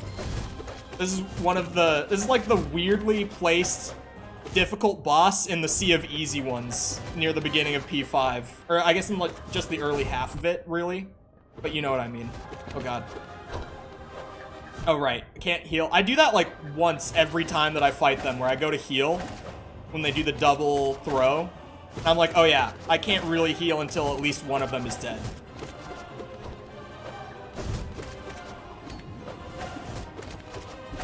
I wish that all of P5 was kind of paced like this, where you got a mix of, like, a couple of the easier bosses, and then the harder ones, because really it's pretty backloaded. Where you get shit like Sly into Nosk, or no, it's Nosk into Sly, Hiccup, sorry, into Evolved Hornet, into, I'm trying to remember. Fuck, I can't think. But you, into like NKG. NKG goes straight into, what's his name? Pure Vessel. I know that for certain. That's fucked. And then Pure Vessel goes straight into Absolute Radiance. Like, the end of P5 is super, like, difficult. There's no break. Fucking Marmu. You were funny as like a one-off, but now that I've had to fight you multiple times a day, I've gotten sick of you. You know that? Gotten sick of your bouncy, roly-poly bullshit. Hold on, I want to read chat, but Marmu weirdly takes attention as well. This is the most damage I've taken to Marmu in a good bit. Okay. Oh, I read that. Nirvana caught on with the youth because of their punk attitude. I mean, I think in general, a lot of 90s rock was kind of like, it wasn't punk sound-wise, but like the spirit of punk was very present in 90s rock and metal, where it was very much kind of like down with the system kind of message behind all of it. You know what I mean? I just want to read real quick. Since we mentioned man crushes, I may be a happily married man of 6 years with a baby on the way, but Jason Momoa could sweep me off my feet any day.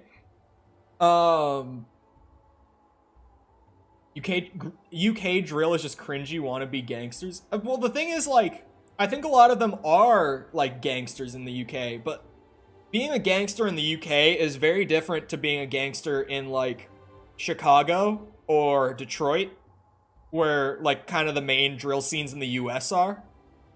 It's completely different. Like, UK gangs, there's a couple scarier ones, but, like, by, especially, like, Chicago and Detroit standard, it's like, yeah, London is pretty tame, right? Like, I do genuinely think that a lot of them are involved with, like, gang activity there, but it's just, what gang activity looks like there compared to, like, our cities that have a lot of it, completely different. That goes to the Melvins. I actually haven't heard of them. Ollie North into Nose Manual. No one knows what you said. I do, though. That's all that matters. No one knows what that means. Well, I feel like a lot of people probably hear Nose Manual, and they might know that that's a skateboarding thing.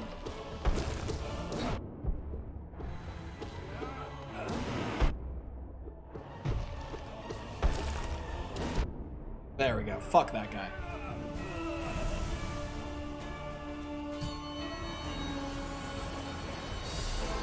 At least Nirvana gave them credit. Who, the Melvins? Is grape soda S tier, low key? I would put it in like A. I mean, I don't drink soda anymore, but honestly, I would, like, right now, I'm just thinking in terms of, like, what sodas could you put in front of me that I would genuinely be tempted to, like, break diet for? And, like, I know for a fact, easiest way to get me to break diet with soda is a can of Sprite. I don't know why, because I was never a big Sprite guy when I was drinking soda a lot. But, like, literally, the 2 cans of soda that I've had over the last, like, 3 months have both been Sprite. Like, both times I've just been hanging out with friends, and they'll just be like, yeah, you want anything out of the fridge? And they'll tell me to take a look, and I'll look in there, and I'll be like, well, just because I'm with the boys today, I'll have a little Sprite. You know, I'll treat myself today. Oh, fuck. I can't believe I just did that. I actually... How long has it been since I died to Paint Master?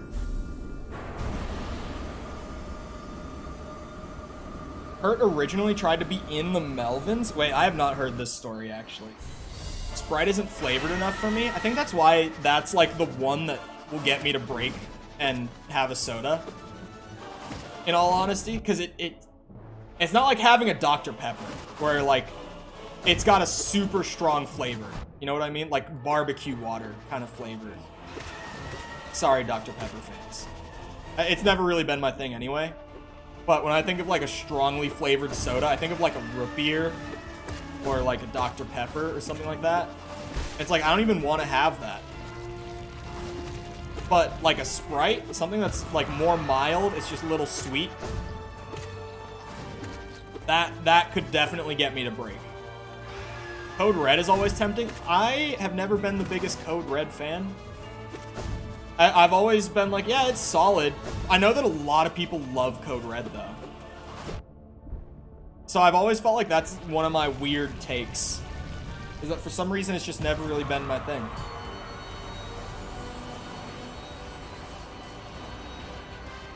Hello, Gruz.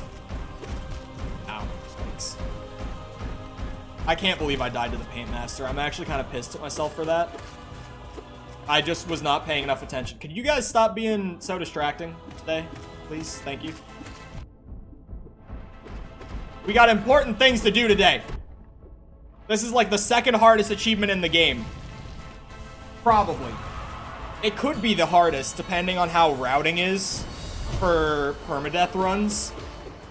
But I'm assuming that getting 100% completion in permadeath mode is going to be the hardest achievement with this behind it. Maybe. I could be wrong.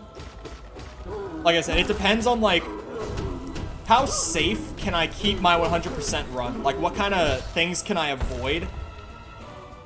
P5 is harder than Steel Soul because you can just cheese Steel Soul. Well, there you go. Then this is the hardest achievement in the game, I guess. I need y'all to not be so distracting. Wait, I never even saw the bot. Oh, hold on. I have the Steel Soul one. Do you have complete the game in Steel Soul or 100% or both? Because I'm more looking at like the 100% one. That's the one that I'm worried about. Yeah, I was on top chat, not live chat. I forgot to click it over today, so I never saw the bot. Kind of my bad. I do? The 100% one, I'm guessing, when you say I do. Cherry Vanilla Coke is a banger. I used to like that a lot. I feel like now I wouldn't, though. I actually, Cherry Vanilla Coke was my go-to. I've talked about this a lot. When I was in college, my go-to for a cheap meal, I ate it multiple times a week. Yes, my diet was great in college. It was a Wendy's 4 for $4. I would get the JBC, the Junior Bacon Cheeseburger, with a little small fries, 4 spicy chicken nuggets, and a cherry vanilla Coke for $4 USD. That was like a go-to way to eat for cheap for me in college.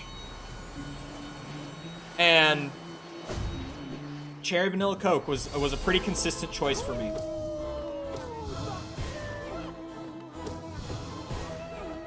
I also, on the topic of like fast food that I would get for really cheap to eat in college, Taco Bell $5 craving box. I think they still do that one. Like the Wendy's 4 for $4 is pretty much gone at this point. But the Taco Bell my cravings box, whatever, it was $5 for like 1,200 calories of Taco Bell. Like, just, I would eat more than like half my food for the day with that $5. And especially because I would be on campus like 6 days a week at some points while I was in school. Like, sometimes it's gotta be fast food. So I'm pretty much just always getting Taco Bell or Wendy's consistently to keep it cheap. Other than when me and the boys would go to one of the bars on campus. Oh, or Firehouse. Those were like our two special things that we would do like once a week. We would either go to this one sports bar that was on campus. I feel like I could say the name of it. I think it's like a smaller chain. Like I know it's a chain, but I think it's pretty small. I don't go to school there anymore anyway. And like, I publicly say where I went to school. So we went to a bar on campus called Aruga's. It was like a sports bar chain, a smaller one. Think like B-dubs, but the food was just better quality, and it was about, or I think it was a little cheaper than B-dubs. It was roughly the same price. It was about the same, but it was like marginally cheaper. So we would go and get like wings and burgers, like wings and sliders and shit like that, and just most of the guys would go and, you know, get their drink on, because most of our friend group was of legal age. Probably like 4,000 milligrams of sodium. Yeah, I actually, when I got my physical, when I moved back to Minnesota after living in Florida, I was kind of like nervous going into it, because I was like, oh man, I knew that it had been years since they like ran blood work and stuff.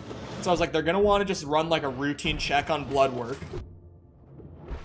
And like, I'm gonna find out that my blood pressure is super high, or that like my sodium level is way too high, like something like that. Weirdly, nothing of the sort happened. Like, I did get blood work done that day. It was perfectly fine. Like, everything was just, it was cool. So I was actually shocked because of like how much fast food I ate in Florida. Mostly just because like I had to. Because of just the way my schedule was with being on campus all the time, and then like trying to go home and stream immediately after, sort of thing, or immediately before a lot of days. If I was doing night classes, just kind of depended on my schedule for the month.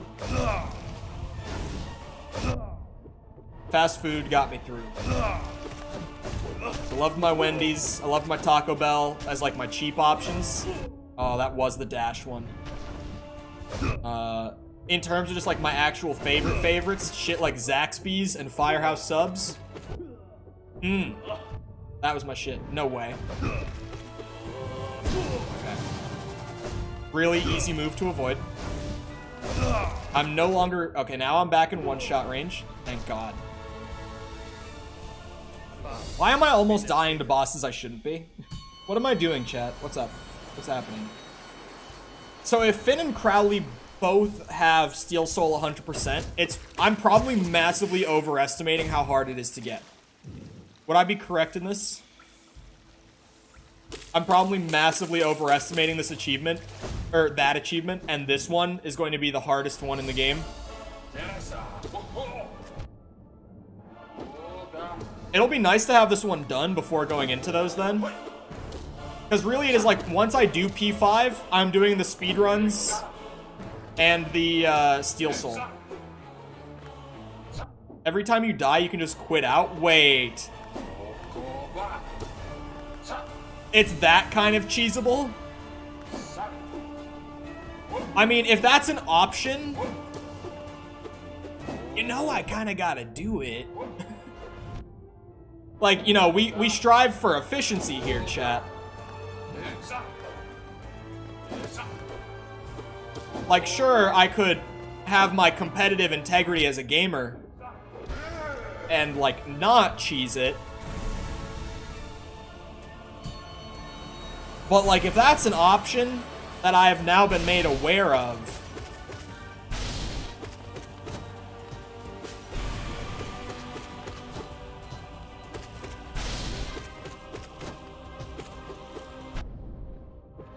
deep focus and quick focus? What's deep focus? I don't remember that one. Hold on.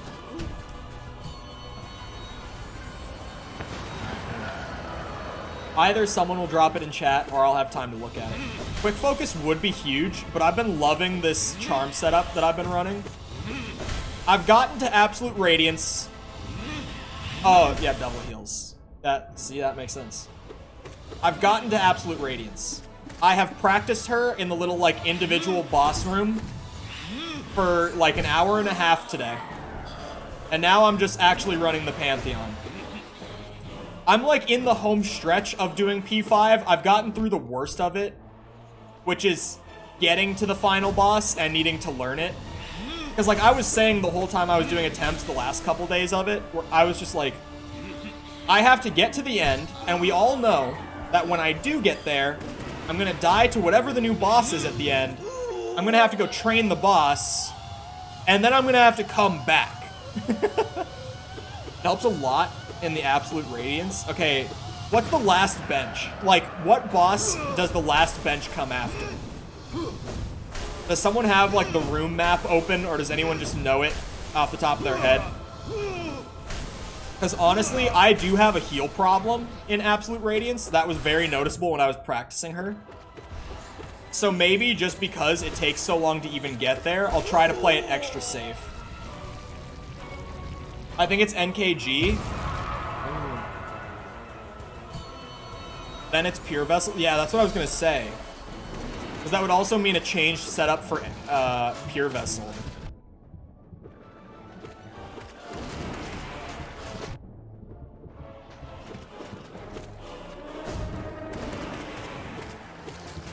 Oh shit, I hate these guys.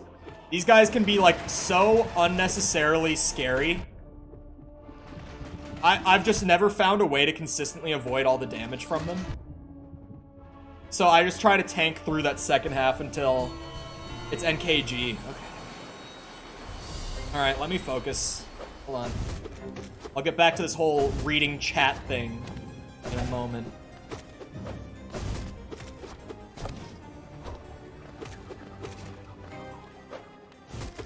Chop, chop, chop. Chop, chop, chop.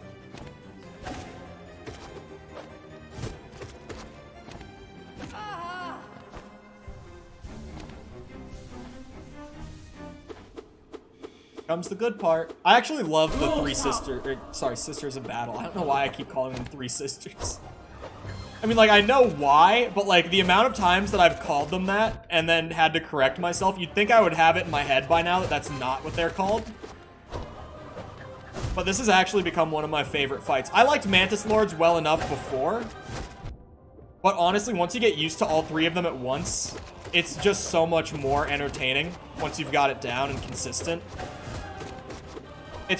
It's crazy how fast the moves come out, but because they're so dodgeable, like, individually, it's still so manageable overall, and it's just super fun.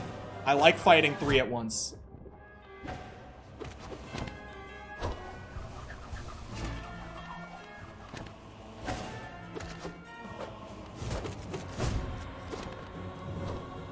I'm sketched out about changing my charm setup for Pure Vessel, because the way that I have fought him up to this point, Sharp Shadow and Stink Cloud have honestly saved my ass on him so many times. Like, not even just in practice, but like in Pantheons, right? It's the 12th track of the soundtrack, so the title of the video is The 12 Sisters of Battle. Could you imagine? The 12 Sisters. Yeah, I love that fight. A fucking Marmu. And then it's immediately soured by this bitch. Where if my timing isn't on point, I just lose all of my lifeblood. I mean, I could also, to like, be able to do P5. And I talked about this a bit a couple days ago because someone brought it up. I could, like, go through Pantheon 3 and do all the bindings and get 3 more lifeblood masks, assuming. I don't know if it is 3 more or if it's less. I don't know. But, like, yeah, getting all the lifeblood from bindings on the other Pantheons would make this so much easier. But it's like, am I going to spend more time overall just powering through P5 and getting good, as they say? Or doing all the bound Pantheon 3 and 4 stuff and then coming back and then getting good with, like, Absolute Radiance and Pure Vessel and stuff? Like, overall, I feel like my time is better spent just learning them with less health. You can heal 4 masks instead of 2 when you have a chance of healing. Yeah, that is crazy. Like, the amount of heals that you can get out of that. But pretty much on all the bosses, I've just practiced so much to be like, at least with the actual hard ones like NKG, Pure Vessel, Absolute Radiance. My practice method has essentially been just learn their moves so consistently that you just don't take the damage. And it's like, yeah, that can fall apart pretty quick. But it also means that I just get through the fights quicker, which ultimately, when you're watching a Cole stream, means less room for things to go wrong. I'm normally more consistent when I'm nervous, which would be like the beginning of a fight against a boss that I'm scared of. And the longer it goes on, the more overconfident I get. And that's when things start to go wrong. Like, that's a really good, like, I like to call it Winergy, where it's like, I just say Winergy for, like, synergy, or synergizing combos of, like, abilities or perks or whatever in games that are, like, on their own, pretty okay, but together are, like, absolutely broken. That's what I like to call Winergy, and, like, deep focus and quick focus would be one of those things. But then for me, it's like, is it worth giving up, like, my Unbreakable Strength and my Stink Cloud and my Sharp Shadow all at once for that Winergy? That's where I start to get sketched out a little bit, especially with Pure Vessel. Like, Radiance I haven't practiced as much, but Pure Vessel I've gotten so used to doing it the way I'm doing it that I'm sort of like, ooh. A change could go fine. It could go bad, though. But ultimately, I think overall, like, my chances are better taking the risk on Pure Vessel than taking the risk on Absolute Radiance.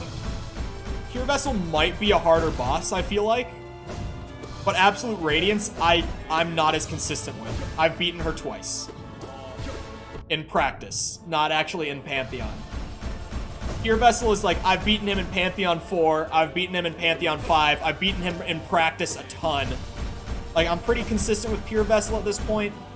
NKG, I'm nearly perfectly consistent with at this point. I've fought him a ridiculous amount.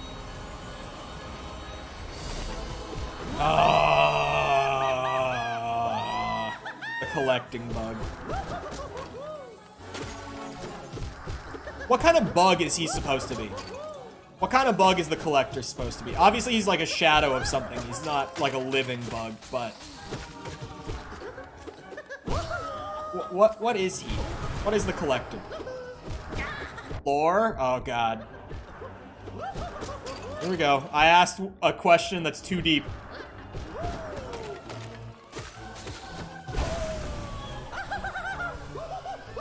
He's not a bug exactly?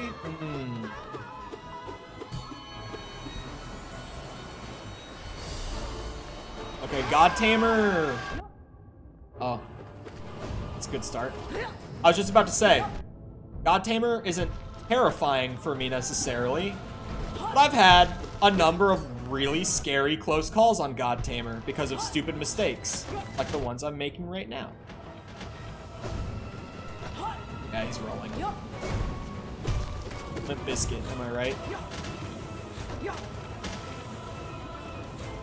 Are you not gonna roll? Oh shit. Right as I went for the heal, he started rolling.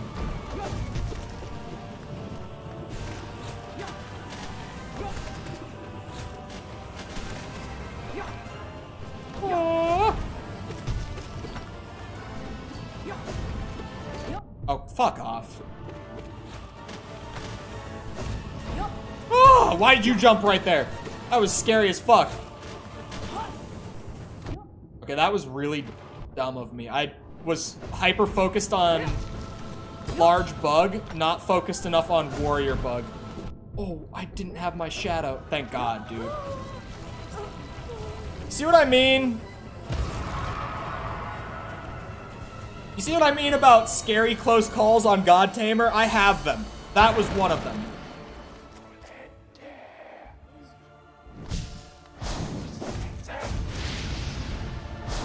Normal Grim actually kind of freaks me out now, because I've re-practiced NKG,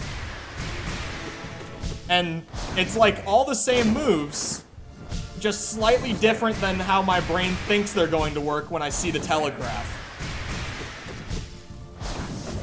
And after fighting him, NKG is gonna freak me out later. 'Cause right now, my brain is relearning what each move telegraph does, and then I'm gonna have to relearn it again when I fight NKG near the end.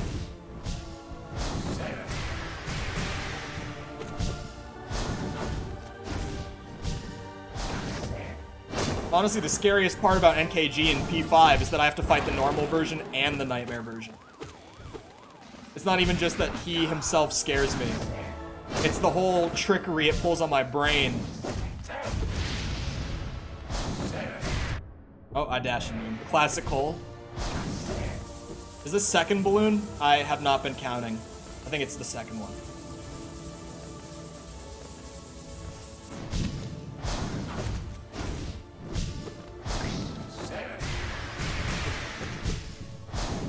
Oh.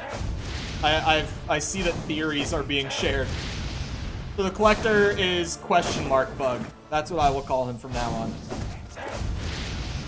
Just so we're all on the same page. Ooh, hello.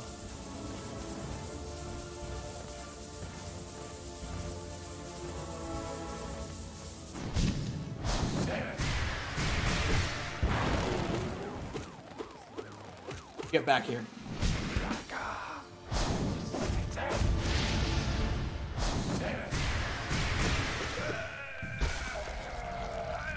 The theory, it's a theory collector was supposed to be a King's Mold. King's Mold, oh god, yeah. Spare you the theories about his creation and whatnot. I mean, the theories are fine, but it's just stuff like King's Mold, and I'm like, uh-oh, I don't remember what that is. Or guards from the White Palace. Yeah, I don't remember shit about White Palace other than I fucking hated all of it. That's all I remember about it. Spikes, that's what I remember.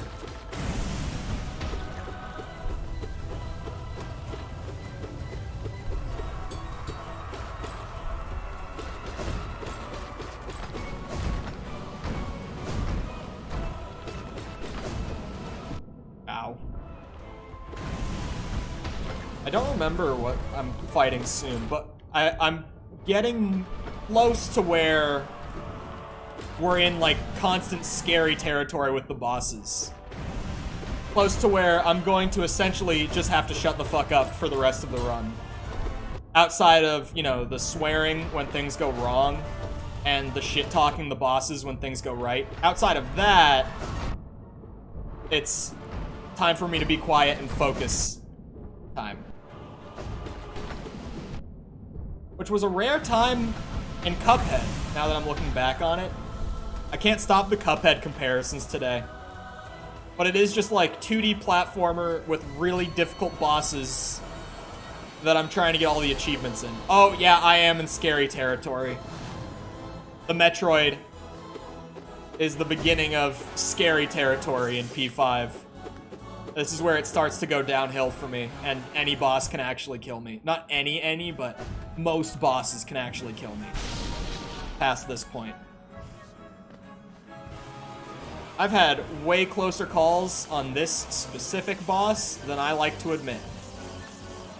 Some of you have seen it. It can get bad. No, we've all been there. Oh, I'm just gonna play it safe. This is the run where I'm going to complete Pantheon 5. No copium. I believe. I strongly, vehemently believe. So, I'm not gonna fuck it up on Umu, you know?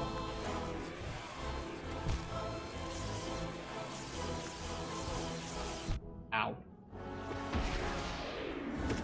I believe it too, thank you.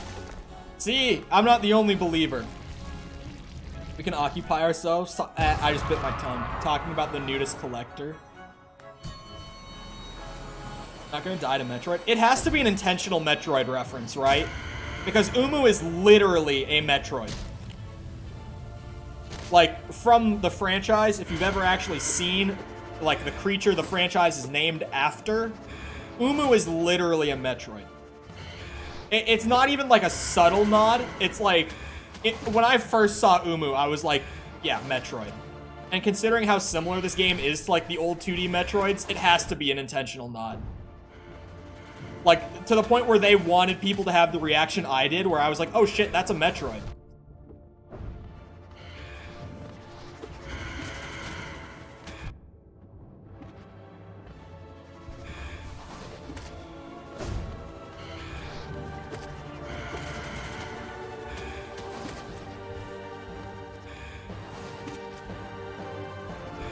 God damn you, Nosk. Can you just shoot at me or something so I can get this last heal off? Like, Nosk is reading my inputs. Just being like, oh, is he healing? Time to zoom.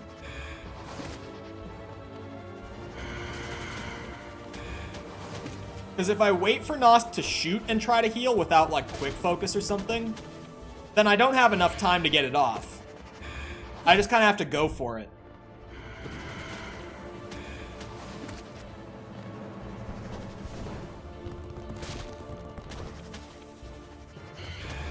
And obviously, I know from trauma that Sly comes after Nosk, so I would like to go in with full health and as much leftover soul as possible.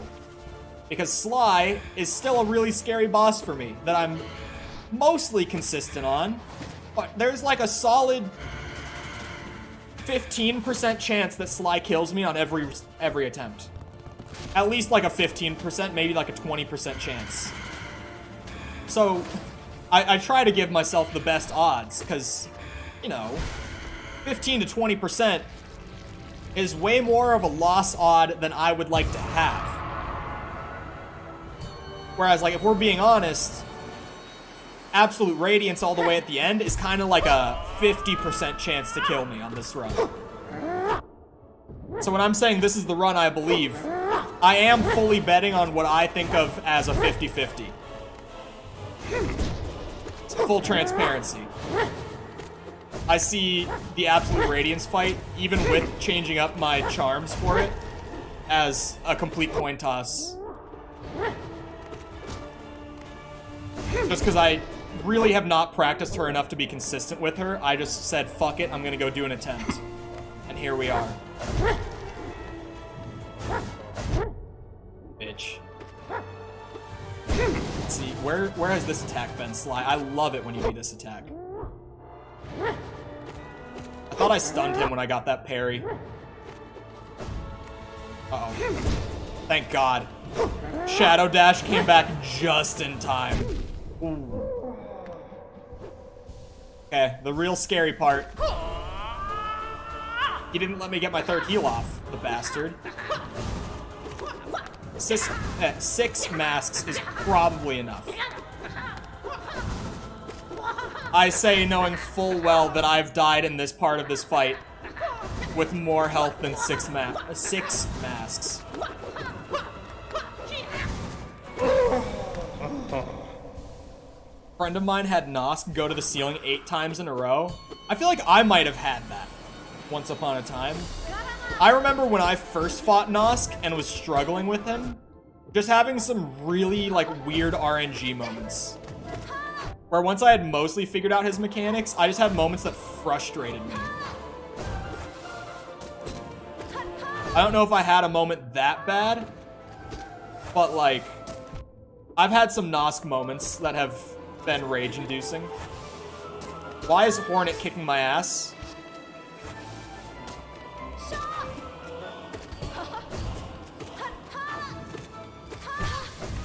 Oh, she didn't wake up?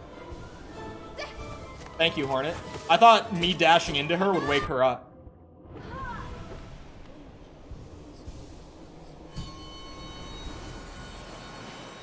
Ah, hot spring. Okay, what room am I in? I'm, like, at the start of P4's bosses now, right? Trying to think what... Oh, yeah. P4 starts here. I was right.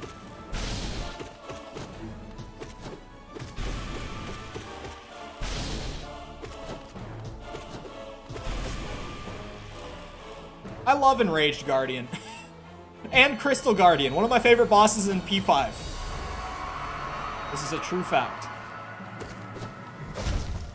Love those guys.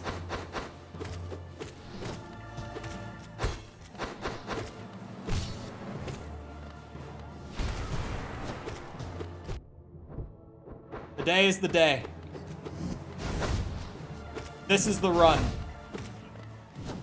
Once I'm past this achievement, I'm in the home stretch of 100%ing the game achievement-wise.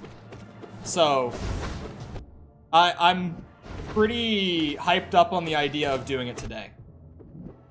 Because, like, once I get over this, I'm past the hard part.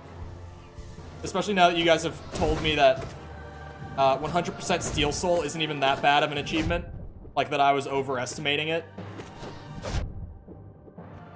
Once I'm past this, I'm actually, like, in a genuine spot where it's like, yeah, I can get every achievement in the game. I used to struggle so much with Enraged Guardian when I first played. Really? I don't think I ever struggled with either version. Maybe Crystal Guardian, just because he's so early. And, like, when you fight Crystal Guardian, your fundamentals are still coming together, like, on a first playthrough. But I don't remember Enraged Guardian giving me much trouble at all. I could be wrong.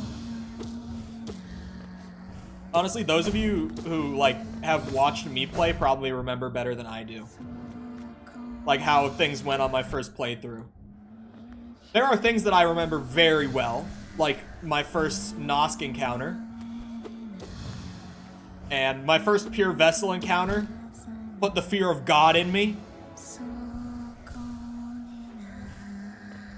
Same with NKG, though. I also remember fighting him for the first time really well. Because that was like a solid 4 hours to beat him. Like, he took me so long.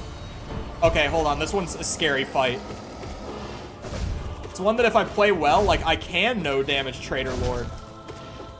But if... Oh, wow. I dashed way too early. If I make mistakes on this fight, he hits for, like, 2 masks on almost everything.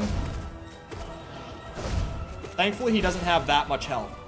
But I have come way closer to death on that fight than I should. Very easy, especially after doing 5th Pantheon. Let's go. White Defender, show yourself. Prepare.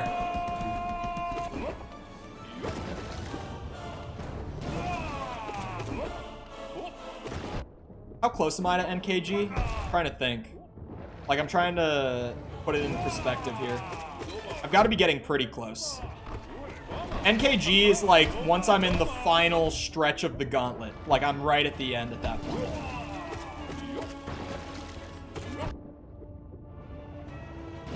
Oh my god, hold on.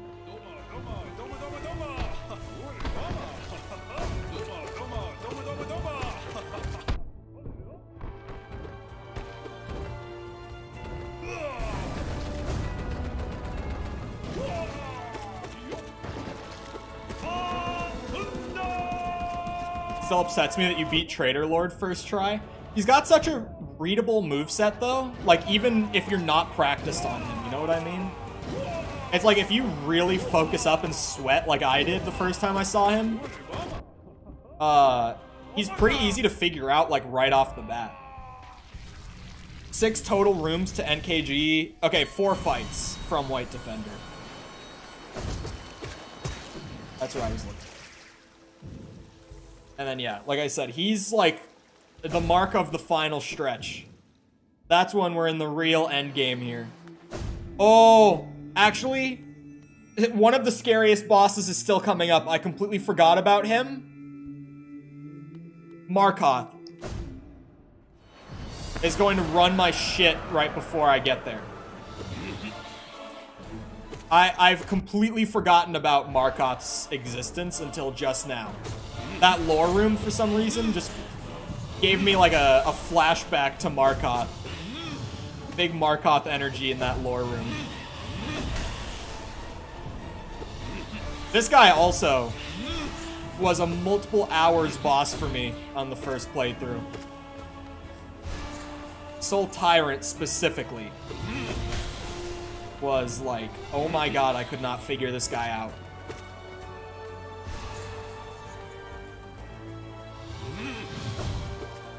See, how does Sharp Shadow not hit you? Also, I have to remember that after NKG, and I'm going to say it out loud a couple times, because it's going to help, Fuzz, I have to change my charms out. I want that focus Winergy for when I fight Absolute Radiance. I just want to secure a win. Like, I just want to secure myself an easy dub on Absolute Radiance and have completed P5.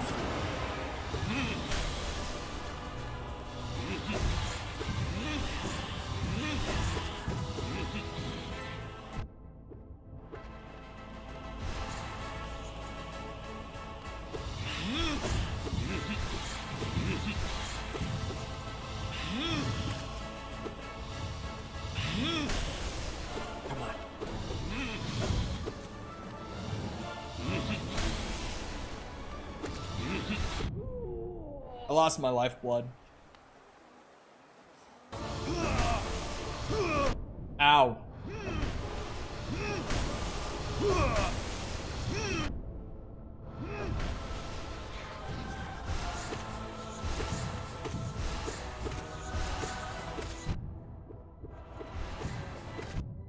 Ow.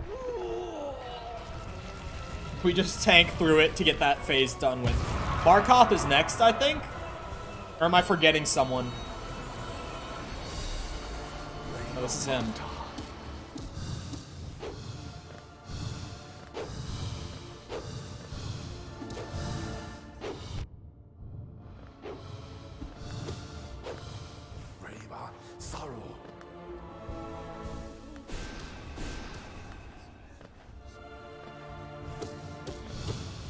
That second shield is coming out any minute now. Shit. There it is. Ah, god damn it. Oh, come on! Oh my god, stop with the needles, man. Give me a heal window here. Throw me a bone.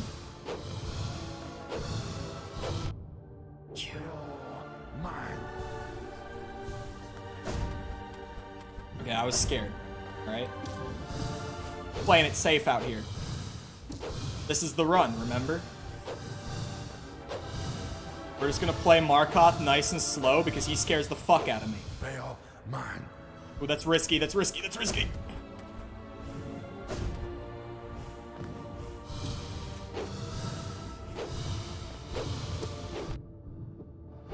Oh shit, I did it again.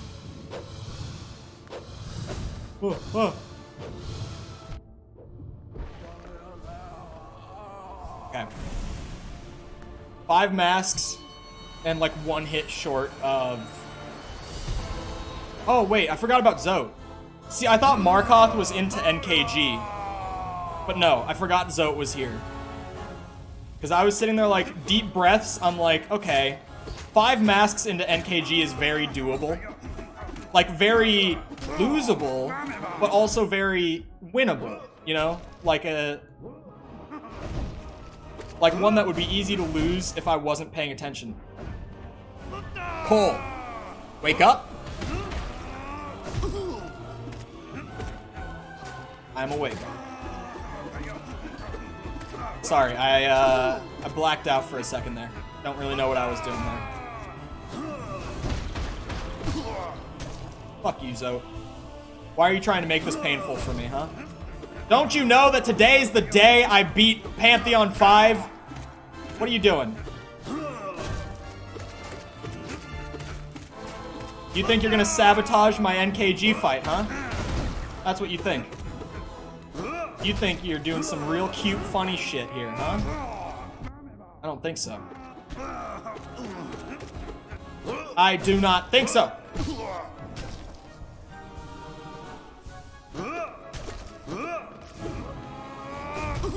Honestly, thank God that I did the Zote DLC the way I did.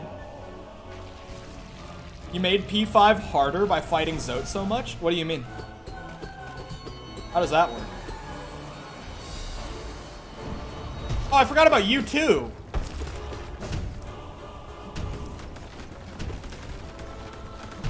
Ow. Because I was just about to say, thank God that I fought him so much. Because I just have my Zote muscle memory where, like, even when I'm not really focused or trying in that fight, I'm mostly chilling. Oh my god. You are not going to do this to me. You thought... You see, if Zote's not going to do it... Zote isn't in P5 if you save him? Oh, what?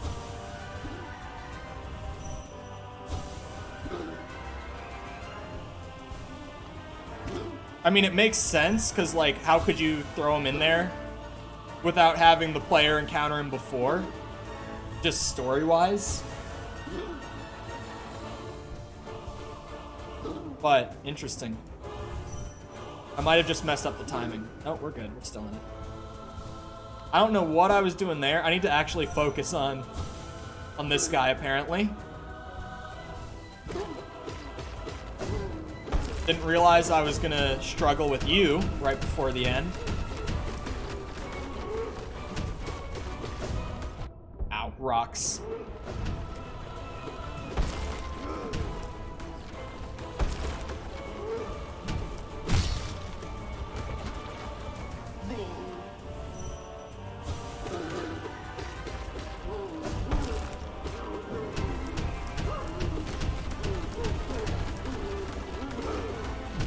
The one thing that I'm kind of dreading is the speedrun, only because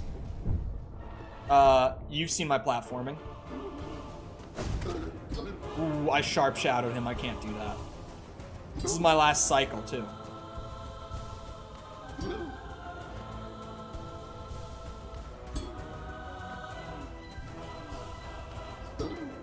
NKG is in P5, even if you don't ever fight him. Well, I looked away and thought I had enough soul. Thank God for this trick, because otherwise, like, full honesty, I would have lost here. If I had never learned this trick, if chat had never taught me this not years, months ago. I got a little exaggerative there. Yeah, this would have been a lost run.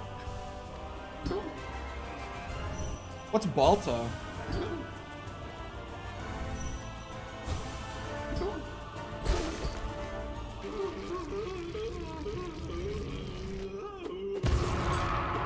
Okay, so now it's NKG, Pure Vessel, Absolute Radiance. Here we go. NKG is the easy of the three. Pure Vessel, like a 10% chance I die, but I'm mostly consistent with him now. Absolute Radiance, actual 50-50. We're gonna try out the Winnergy. Try a new charm setup, see if it saves me. Ooh, ow, I jumped into it. Thanks. Thanks for the heal, bitch.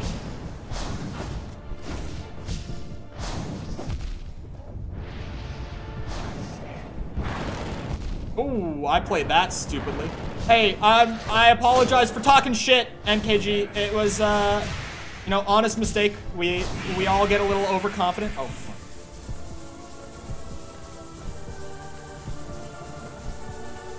Happens to the best of us, right, man? I'm sure you've been there before. Sure you empathize with me here.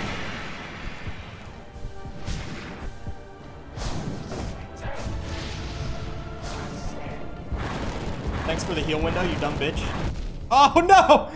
Every time I talk shit, I'm gonna keep my mouth shut. I read that telegraph wrong.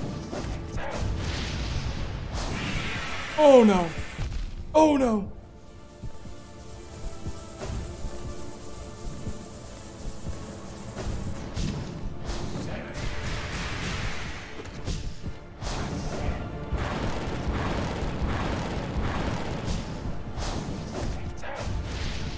Oh!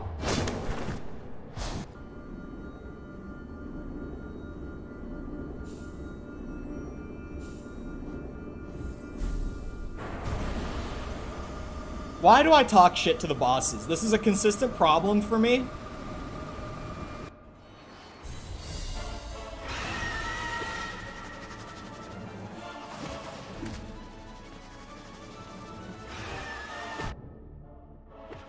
You You know, I'm thinking out loud here.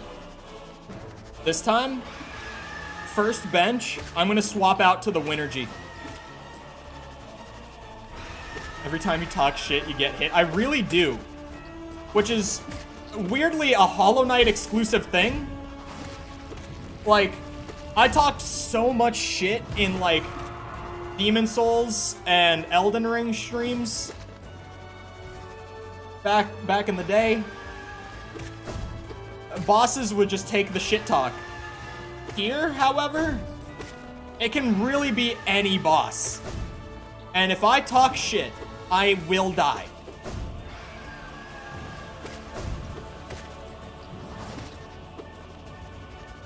I can't believe it was NKG again. Like, of all things. That's actually the second time he's killed me in P5, which is crazy.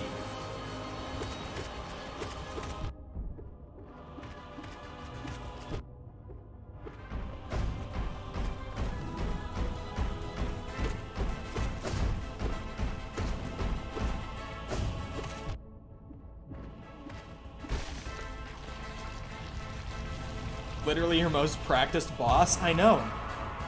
He's killed me twice now in P5.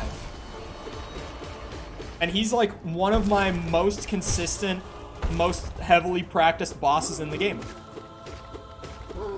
But if I switch out to the Winnergy early, I think, on this run, I might prevent the eventual problem of me not being adjusted to my charms with Pure Vessel and Absolute Radiance.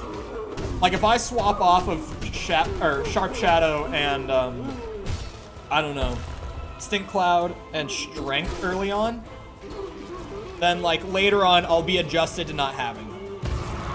Right? I can make the adjustment on my way to the end this time around. Might help me out. It also just, like, prevents death on even all of my consistent bosses up until the end. Because stupid deaths happen. I died to Paint Master on the first P5 run of the day. I've never done that in P5. My Discord just reset itself and opened. Hello? What? Hello? Like, covered my chat because... What are you doing? Discord? I want to see it open all the way. Like, I want whatever update just ran to, like, finish loading in. I want to see what... It froze. It froze while it was... Okay, I'm killing Discord. Well... That's not a good sound.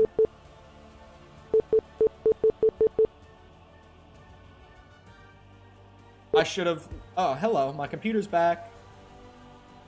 So if you don't own a PC, and even if you do own a PC, and you don't know what that sound was, my GPU just crashed and came back after I tried to task manage Discord closed. If you don't know what that beeping sound is, that is a GPU crash. Because as soon as I task managed my Discord, my whole second monitor blacked out. And I was like, uh-oh, that's not normal. And then it started beeping, which means it actually crashed and rebooted right there. So that just happened midstream. I guess we're fine otherwise, though. Nothing else on my PC went weird, so... Thanks, computer, for always working. I heard a single beep about an hour ago. The exact same noise. On my stream? I never heard that. Like, I heard that beeping. That goes through my headphones.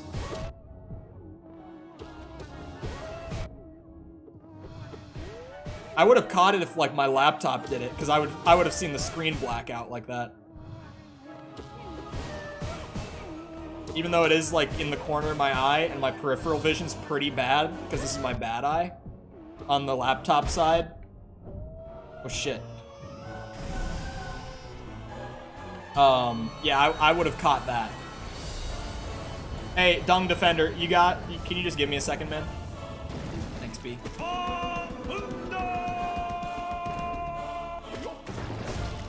Link is imitating the boss now? Oh god.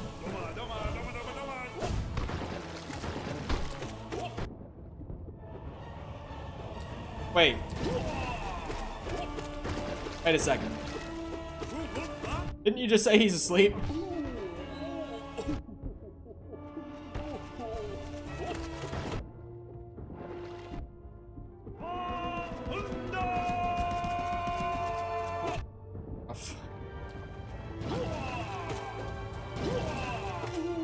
There we go.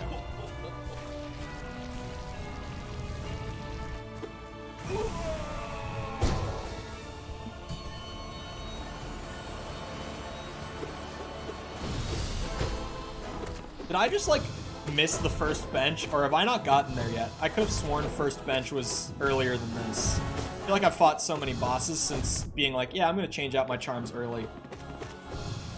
Like, a lot of these guys would have been awesome for the adjustment period, since they're just so hard to mess up. Although I got down to one mask on Gorb, so, like, who knows what's happening. Yeah, it's bad.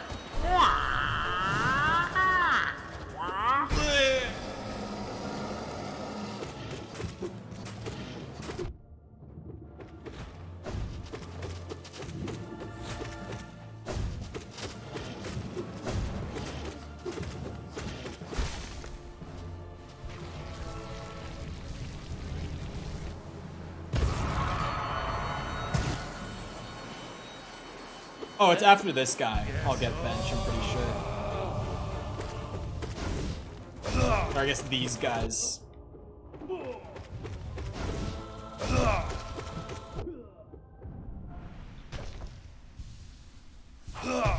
I love the fake out, because just one of them is so easy. And then they do this.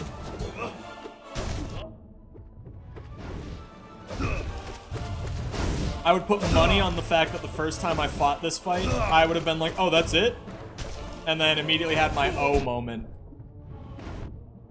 My Elden Ring second phase moment. Elden Ring really did have the best, like, boss fake outs with second phases, though. Like, I've never played a game with fake outs like that. You'd get through an entire health bar, cutscene would start playing, boss just evolves and gets a whole second health bar, and you're like, you're kidding. I just spent an hour trying to even kill the first boss, or the first phase, sorry. So I'm gonna be probably losing these, right? Quick focus. No.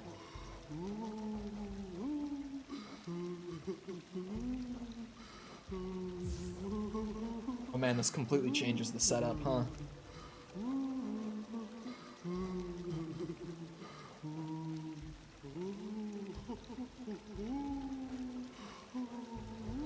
Yeah, I have to really get creative with this one.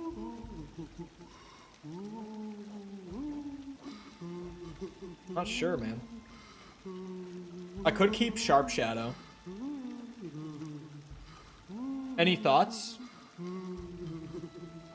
Is Jose still here? I'm curious what the full setup that he runs is.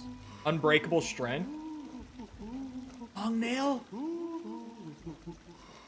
Okay. I have to maybe put my foot down on that. Because Long Nail is a big swap for me to make. Like, a really big swap for me to make. That will get me killed. I might not be able to run Strength. As much as I would love to run Strength, I don't think I could. Heart would be valid, but I like the damage from Sharp Shadow. Oh wait, this increases the dash length? Oh, I didn't even know that. Okay, yeah, I'll stick with Sharp Shadow then. That should be the play. Hold on, quick test. That wasn't noticeably faster to me, but I wasn't in a fight as well. It's probably more noticeable when I'm actually fighting. Health could work. How many extra does it give you? It's 3, right? Oh, but doesn't Deep Focus counteract it, right? Because Deep Focus makes it take longer. So it's the normal amount of time, but I get 2 out of each heal. I think I just forgot that until now. Yes, okay, yeah, I forgot about that part of Deep Focus. Because I was like, why did I never run Deep Focus? It was literally just double... Like, sure, it's 4 charms. But you would think I would maybe make room for it if it just doubles my healing. That's why I didn't do it. Because it ends up being like a 7 charm setup to cancel out the negative and still keep the positive. But then, doubled heals. It is just a really big cost, right? Like 7. I'm gonna run it for this whole run, and I believe, man, I'm really missing my DPS now. Between the quick slash and the strength being gone.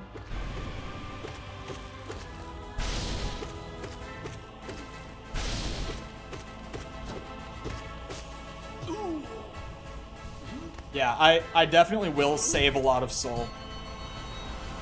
And obviously healing twice as fast. Not twice as fast, but over actual heals that aren't just me wanting to heal, like, 1 to top myself off. What, in my opinion, is the best Hollow Knight OST? I would say probably NKG. I just really like that song. But also, just the menu theme I like a lot in this game. Like, I could just throw that on in the background and chill.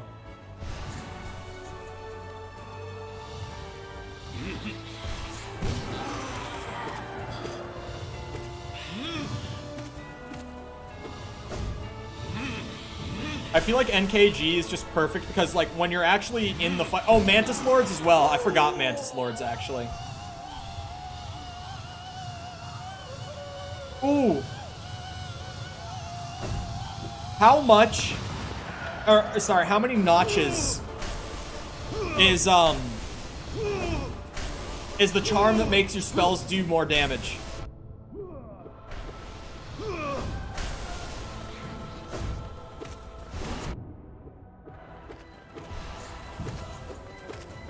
I need my Hollow Knight gamers. 3, 2? I think it might be 2, but I thought it also could be 3, so I wasn't sure. 3? Oh god. Because if it was 2, I might swap out my Sharp Shadow. Since I'm gonna have more soul. It is 3. Okay, never mind then. If it was 2, it would have been worth it, probably, to swap Sharp Shadow.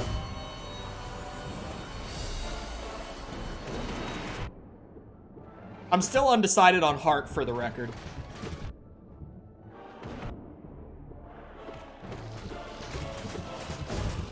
How did I take so much damage here so fast? Question mark.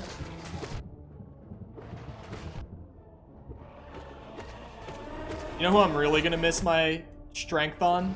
It's fucking Marmu, man.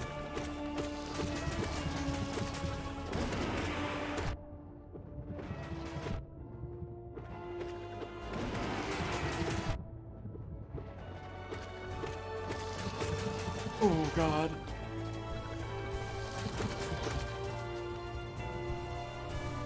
I'm a Spell Twister enjoyer. What does that one do again?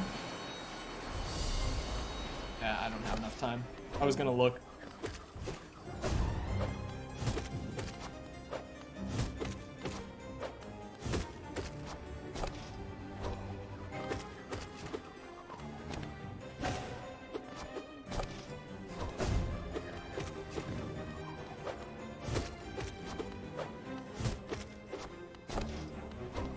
Oh, makes them cost less soul. Could help, but is it worth using Sharp Shadow? I feel like I already have a lot of soul just because of only using half of it to heal compared to what I used to. So, I don't know if it would be worth trading, especially readjusting to my dash distance. Like, it is only slightly further, but like Finn said, I've gotten so adjusted to it because I've been running it nonstop. taking it off would probably be pretty scary. So those sorts of things become muscle memory. Hello, can we slow down a bit? I don't have my strength anymore. Oh god, that was just a failed pogo. Ignore me.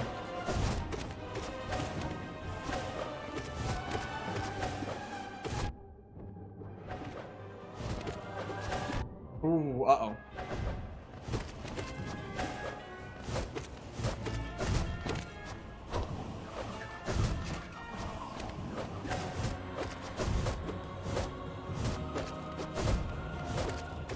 Oh, fuck me. Could have gone onto the wall. I never do that in Mantis Lords.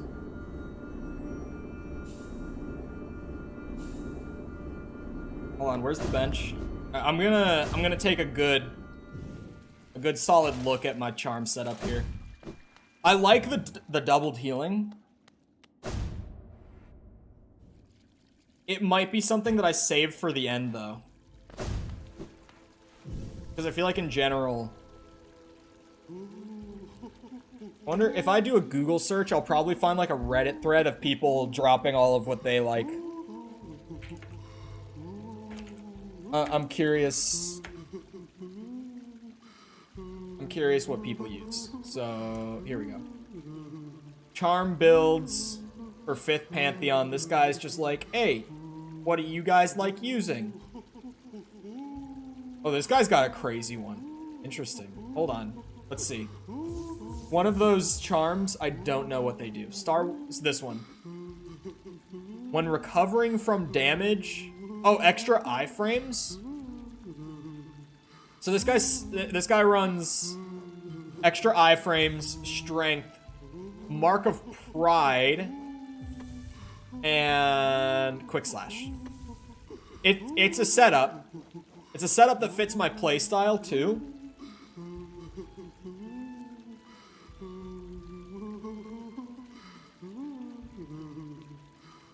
But I don't think I like it.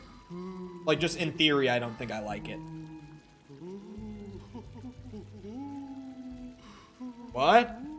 Hold on. This guy's got a crazy one. I have to show this. I have to... I'm almost curious enough to run this. Okay, hear me out, right? Hear me out here. This guy runs Hive Blood. Hive Blood. Quick Focus. And Strength.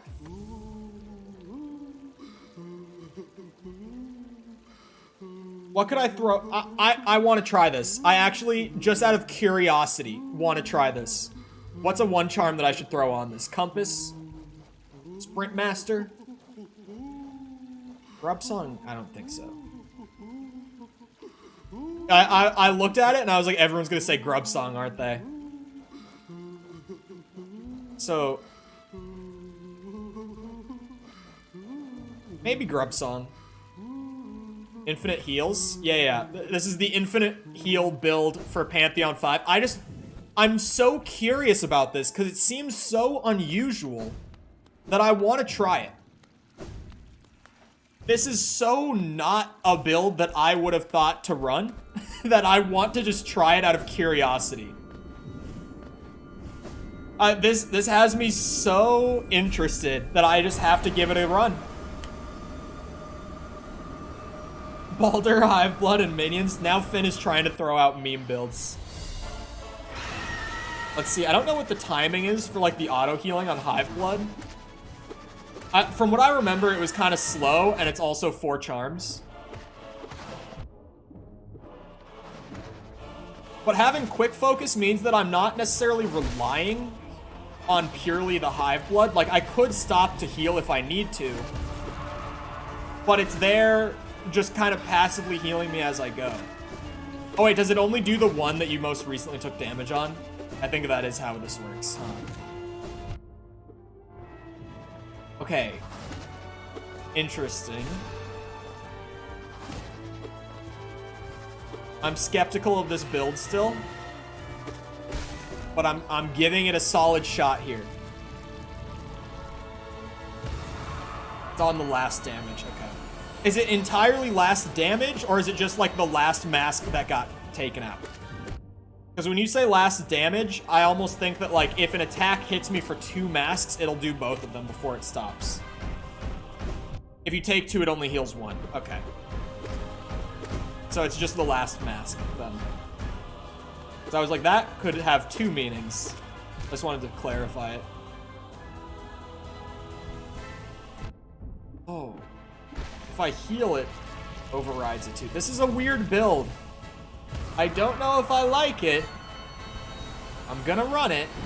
I'm giving this dude's build a chance because it's got my curiosity piqued. I think for certain bosses, this is gonna be crazy good for me. I think for like Sisters of Battle and NKG, this build is actually gonna be really good for me. And maybe even Pure Vessel. Like bosses that I mostly consistently avoid the damage from, but sometimes get hit. This might actually be kind of a goated build. And if you were insane at the game, this could also be, like if you were consistent on every single boss, this could also be a really good build. It's just, it seemed so unusual when I read it, I had to give it a go. I don't like not having a long nail though. Especially here with Massive Moss and no Quick Slash either. Wait, does that mean I actually have to engage with Massive Moss Charger? Hold on. Maybe not. Nope, we're good. I was like, does that mean the trick is gone? It's slightly altered, but you can still do it. Come on, Hornet. Check out my new cursed P5 build. Wait, you can do it standing still even without, like, Quick Slash? I thought you had to have Quick Slash to, like, do it standing still. To, like, actually keep the pace with it right.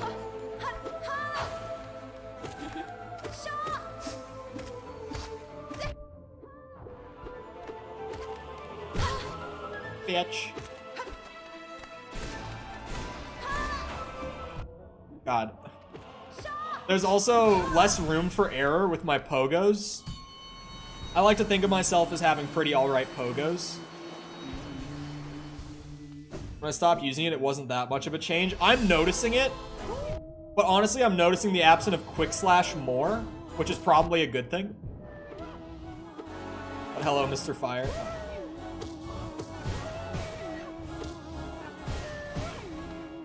Quick Slash is my baby. Those two together, that's my bread and butter. Running without either of them feels wrong. Like, I keep having moments where I dash in and I miss a hit, and I'm like, oh, it's fine. Press it again. And then I just don't attack. Even though I think I should, I just don't.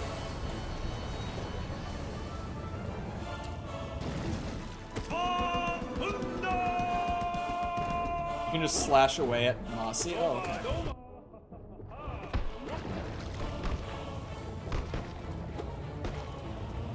My friend?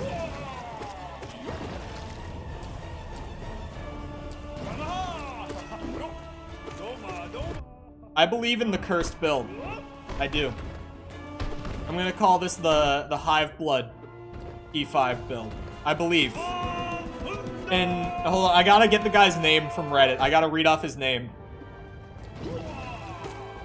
So that we give proper credit when I inevitably somehow make it through with this. When my first clear is all thanks to some random build that seemed really cursed to me on Reddit. That I found off of a Google search. This build comes from General Milky. General_Milky on Reddit. This one's for General Milky, boys.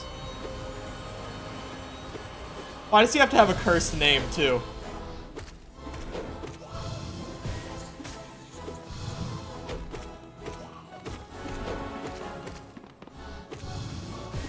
Shit. I tried to pogo the ghosts.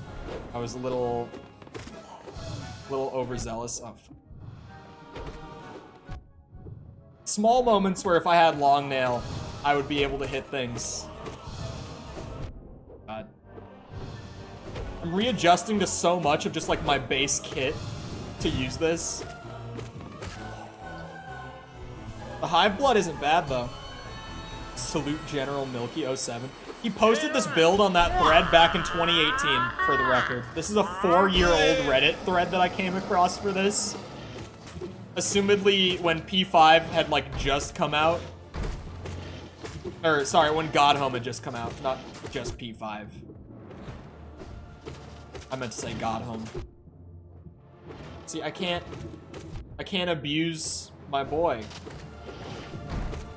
the way that I think I can. This has changed the way my Hollow Knight brain works.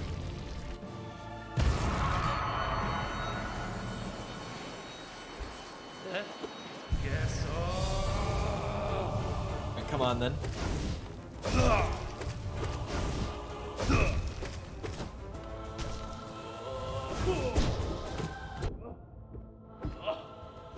Chop chop.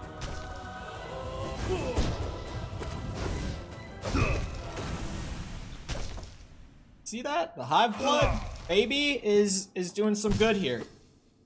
I weirdly believe in the Hive Blood. The more that I play with it,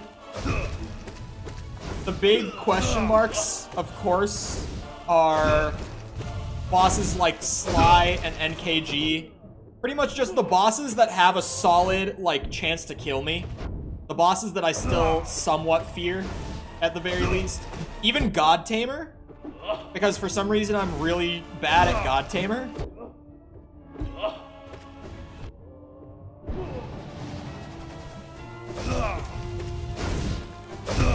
I think if I can get readjusted to the lack of long nail and quick slash by then, I might be able to do it. Oh, and Sharp Shadow. That's also something I'm like right there when I'm trying to dash through them, I'm feeling the lack of Sharp Shadow. I'm seeing what Finn means. I'm not normally noticing it, but when I go to dash through them, I'm noticing it.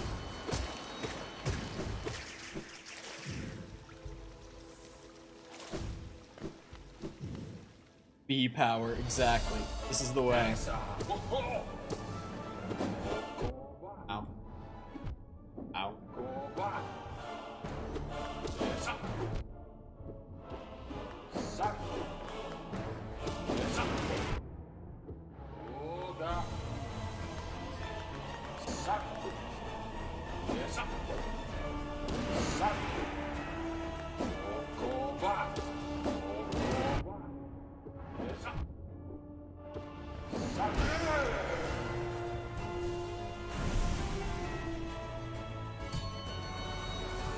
I got a Mando mug and a Baby Yoda plush for Christmas. I was speaking. I struggled to read that typo. There are so many typos that like I can see and be like, oh, that's a typo, but I know what that word is. That one confused the fuck out of me. Ow. But yeah, yet another unintentional Mandalorian reference from me. The phrase, "this is the way," is just like, it's stuck in my head at this point. It's just one of those many phrases that's stuck in my head.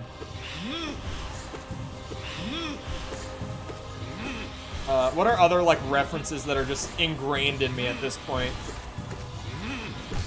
It's coming right for us. That's a South Park reference. What else? Can't think of any off the top of my head. I know I have a few of them that I just, like, say without even thinking it. Like, without even consciously realizing that I'm referencing a show or a movie or whatever. I mean, I think everyone just generally has the English motherfucker, do you speak it, from Pulp Fiction. Ooh, what you talking about, Willis, from The Hangover? That's one. I also got Baby Yoda and Mando. I talked about it yesterday.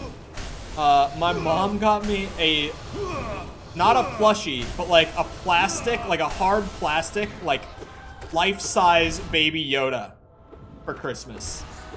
And it's kind of cursed, like it looks kind of freaky. And it's really big because it's life-size. Which, of course, like, he's a small dude, but a life-sized thing of Baby Yoda is fairly large. Show us? It's not in my room. It's not down here right now. I left it upstairs. Like I said, he's kind of cursed.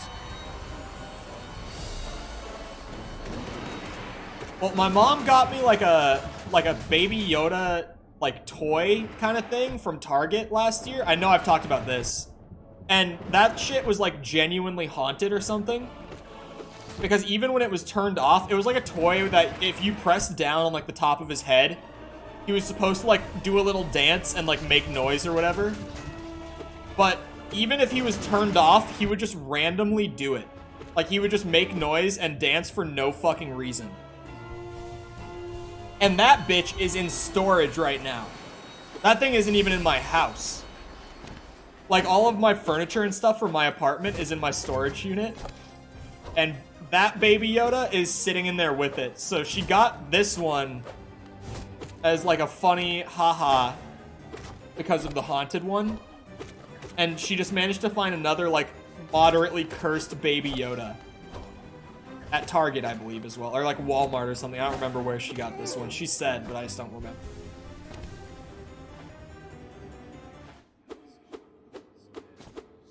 Oh, stop!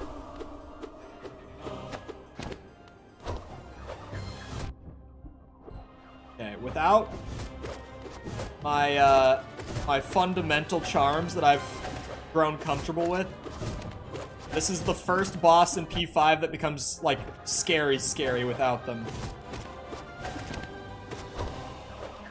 Because, especially these ones, I've never fought the Sisters of Battle without those charms. Like, without my long nail, my quick slash, my sharp shadow.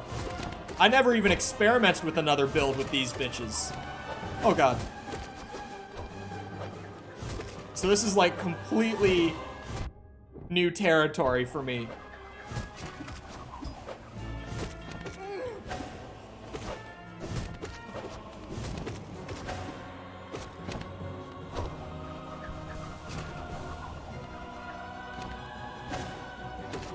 Now we're good. Now that we're down to 2, we're absolutely chilling. Bing chilling, even, you might say.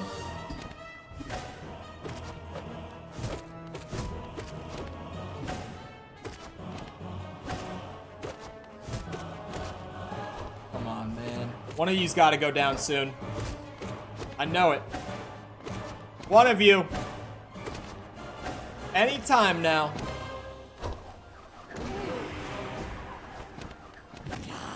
Oh, wow. I was gonna nuke her with the pogo into downward dash, or downward dive. But, no. That worked just fine without it, actually. Up. We keep going. The Hive Blood build seems to be working up to this point. God.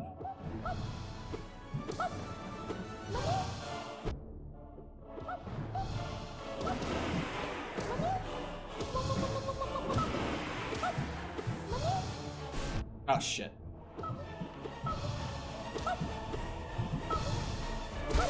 There we go. I lost all my lifeblood on Marmu. That's not entirely uncommon regardless, though. Luke, Mom.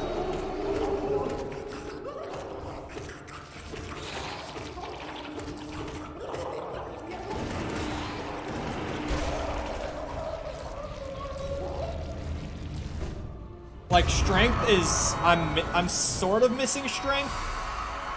But the fights are just taking a little longer without it. It's not, like, a fundamental thing where, like... Because of my sharp shadow, I'm sometimes just dashing straight into the boss rather than dashing through them. Like, that's a very fundamental... Because of the lack of long nail, I'm missing some of my pogos that I should hit pretty easily otherwise.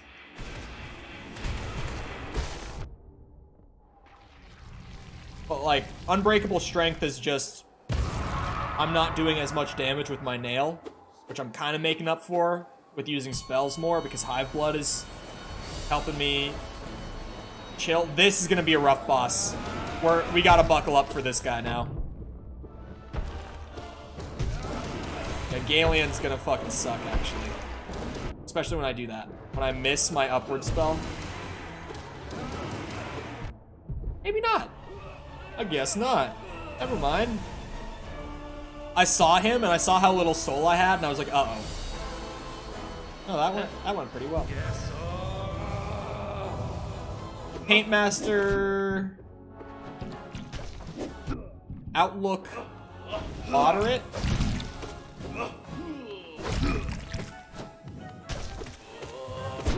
Oh yeah, I was not paying attention to the color of his brush there. I just completely stopped looking. Full transparency. Ow, you bitch. Timing is important, Cole.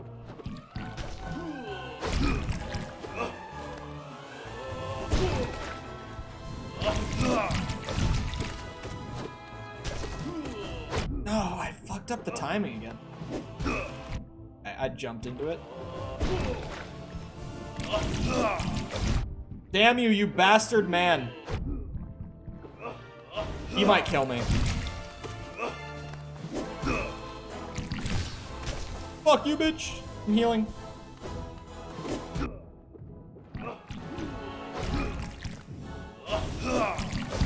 Oh. There we go. Yeah, he was a little scary, actually. That worries me a bit, that he was scary. You know who's gonna be a bitch without my charms? Actually, like, I didn't think about this until now. Sly is going to run my shit. Sly is going to be dangerous. I didn't even consider that. I was so focused on, like, NKG, Pure Vessel, those guys. Sly is going to be a motherfucker.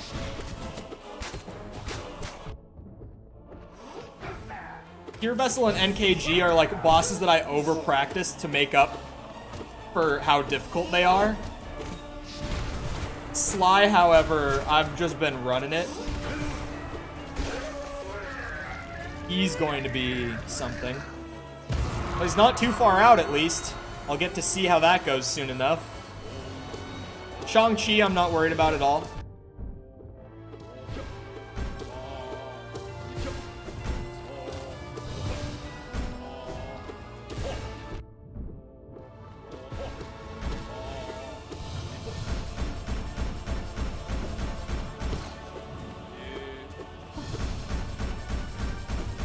Oh, wow. I didn't...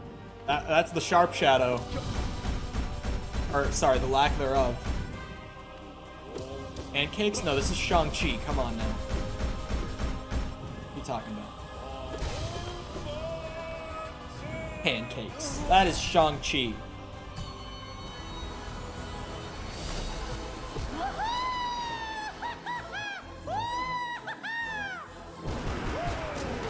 Oh, I thought he would jump over my head.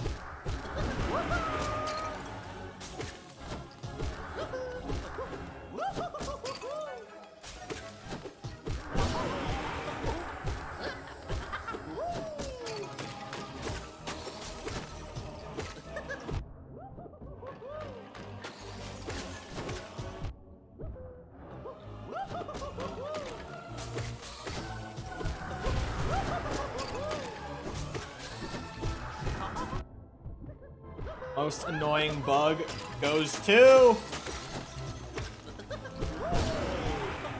It's Marmot. It's not the Collector. It's Marmot. But the Collector... He's in the competition.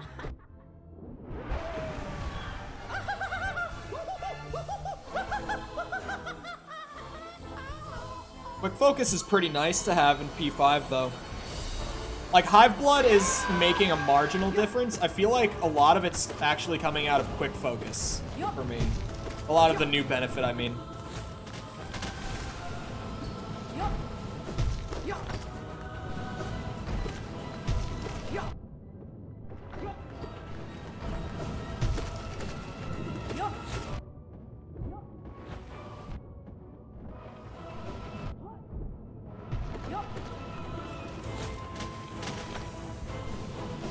See that? I couldn't have done that before.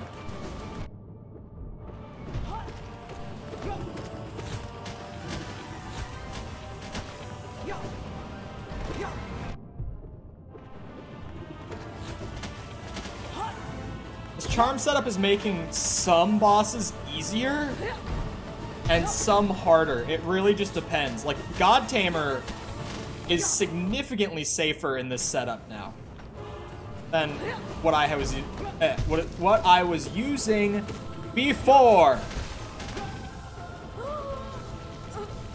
Talk about English, motherfucker. Primal Aspid. Okay, boss-wise. I don't even think I've seen the outside of Godhome in years.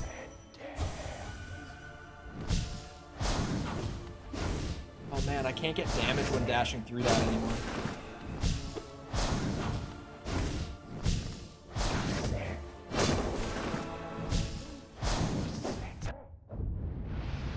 I dash through Grim a lot, too. I'm actually losing a good bit of damage on him without Sharp Shadow.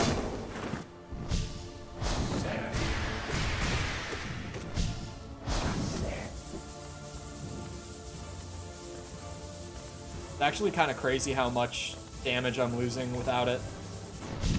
Hopefully I can make up with it, or make up for it with spells.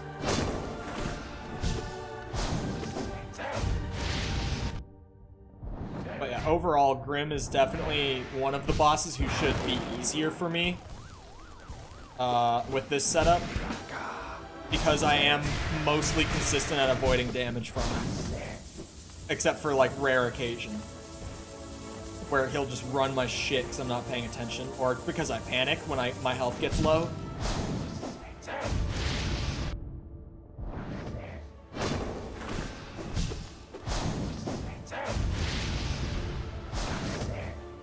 Brain Go Bird. That's the weird sleep that I've started having recently. My insomnia has just been bad recently. Along with, just randomly staying up later than I should to work on videos more than I should. Admittedly. I've kind of been doing it to myself, but I think just generally when I start going off of like my set sleep schedule, I start having my insomnia act up more. I thought I could maybe sneak it. I'm playing around with my quick focus. Better to experiment with this guy than the other guy.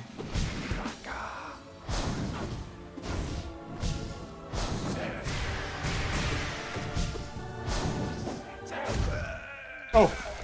Yeah, that fight was noticeably way longer without Sharp Shadow and Strength and stuff like that I would normally have for him. But it was also just a super safe fight. Like, my health never really dipped much at all. Hold on, I'll take all the soul.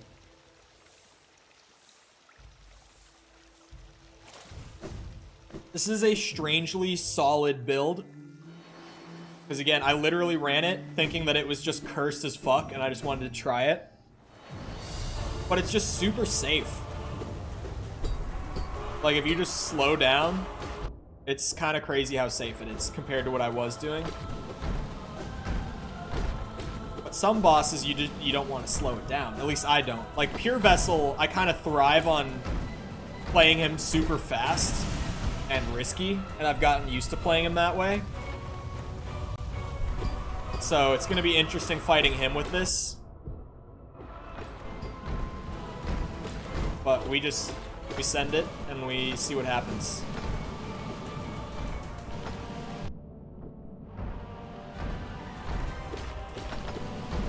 Oh, fuck. Yeah, I can't speedrun these guys the way I was before. Oh, I thought one of them would have rolled into me by then, and they both immediately roll into me afterwards, the bitches. I can speedrun with spells.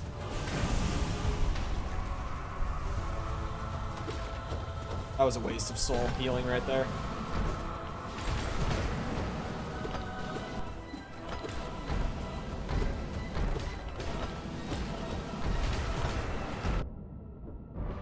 Thought I could get a little scratch.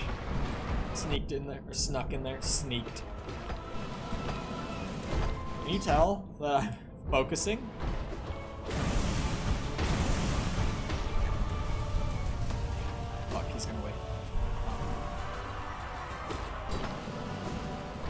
it's just him.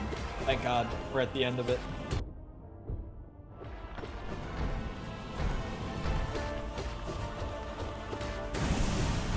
Okay. Did it. I timed the healing right. I'm just having a weird, inconsistent time trying to figure out how long Hive Blood takes to actually heal a full mask. Maybe Umu will be better. If I just take her slow, should be able to... Don't look.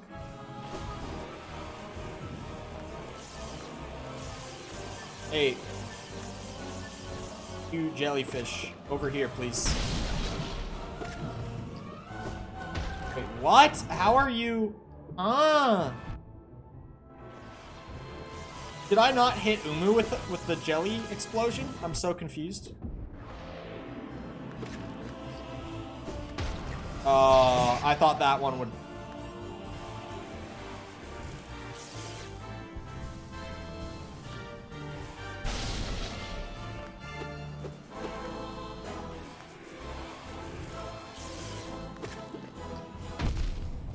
Worth it. Umu's kind of tanking this time around, dude. Jesus. I wasted soul. I didn't get the healing right. Or the timing on it right, rather. Okay. Next. Nosk. This will be interesting. Without my long nail and strength. This will be very different than how I normally do it.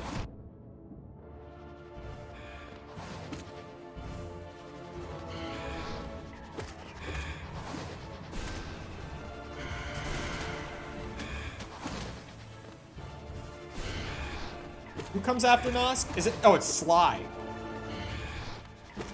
I'm gonna want soul for Sly. I am. I'm gonna really want soul for Sly. Because without my unbreakable strength and long nail and quick slash, Sly's gonna be an entirely new boss fight for me. Training wheels are off. Why is Sly a boss? I mean, he's a good one. He's just, I'm very adapted to nail 1v1ing with Sly. And the playstyle changes with this charm setup. The way that I would normally fight him is not going to work as consistently with these charms. Like, you could make it work if you were goated with the sauce. I'm not. I'm trying to get by with playing good enough here.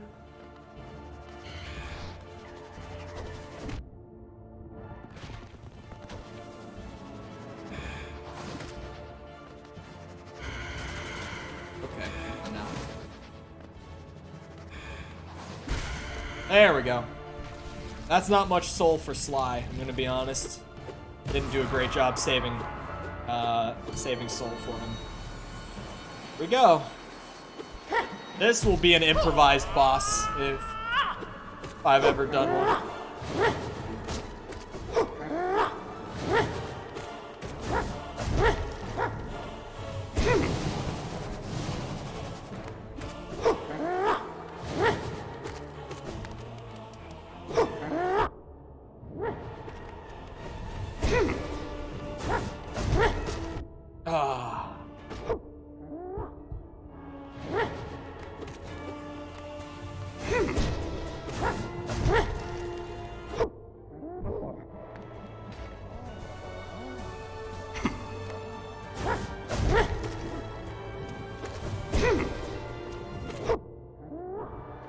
Missed my parry.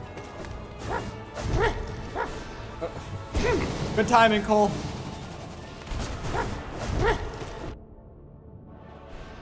Damn it. Good timing once again. This is the part I'm scared of. Without my long nail and strength. This is the part that's gonna fuck me up, man.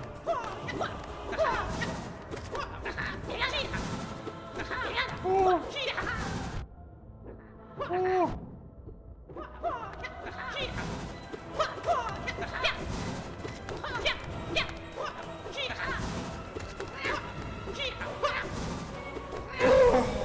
we go. I just had to focus really hard for him. No long nail and no strength scared me. Hornet 2. Not so bad. You know, we've had our moments over these last few days, Hornet. But overall, you know, you're not that bad.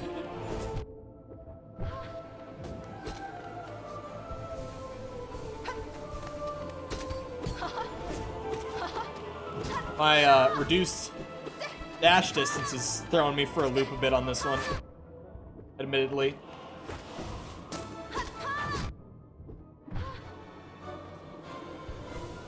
Gotten so used to that sharp shadow dash. I can't live without it, apparently. Yeah, I was gonna say, isn't it bench? This one. Okay. Who's next? Enraged Guardian.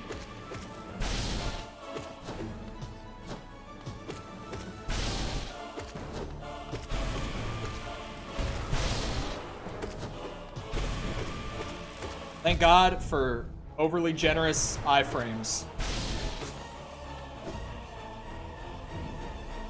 I would have wasted all of my lifeblood instead of just most of it. Lost kin, good to see ya. Old friend. This brings back memories, huh? Boy, oh boy.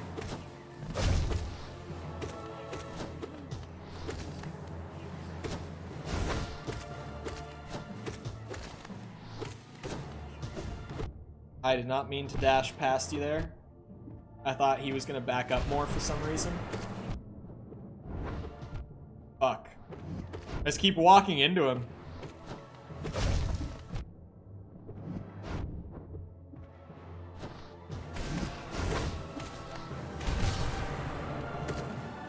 Okay, we do a little healing.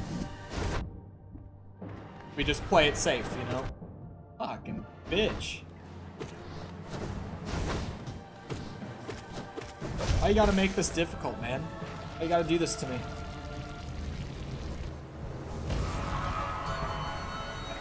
I'm mostly good going into this. Oh. You're gonna be such a pain in the dick.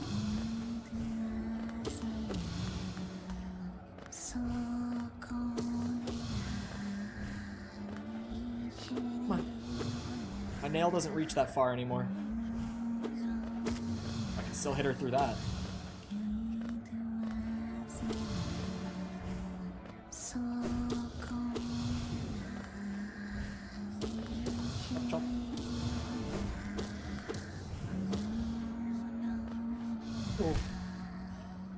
Jumping into thorns. Classic Cole moment.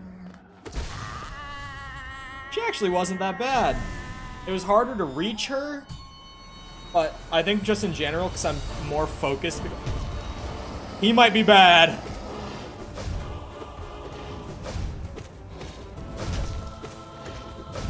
Oh, yeah. Oh, yeah, I should have gone under.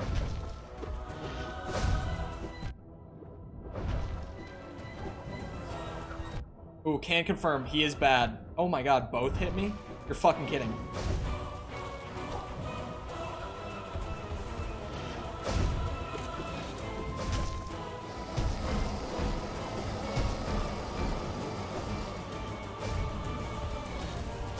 Ah!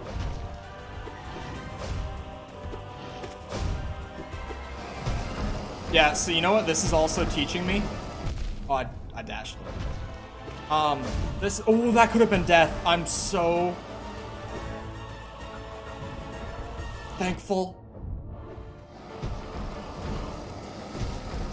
This is teaching me that Pure Vessel would have killed me. Would have killed me. If I can't handle Traitor Lord with this build, I can't handle Pure Vessel with it. That is the kind of boss that I'm not going to be able to fight this way. The whole dash through super aggressive boss. Oh wait, that was the bench up there, wasn't it? Oh, no, this is the bench. I get so confused in this area. Solid build. Oh wait, I had strength? I forgot I had strength. I don't know why I didn't think I did. At least there's that. There is that. What's that?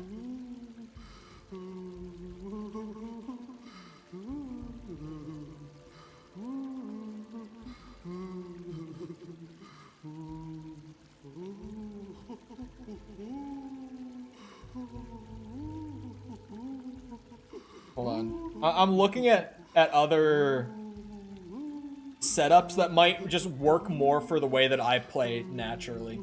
I'm just reading through this thread because some people have good ideas. Some people have wild ones like that one. Spells build. But see, I'm a nail guy. Spells build, like, I could try it. This guy has like a slightly different nail build compared to what I tend to do. Minions and elegy, yes. This guy has like a different nail build compared to me. That could work for like survivability. He does heart, strength, mark of pride, which I think is like a little long, a little overkill, but like sure. And quick slash.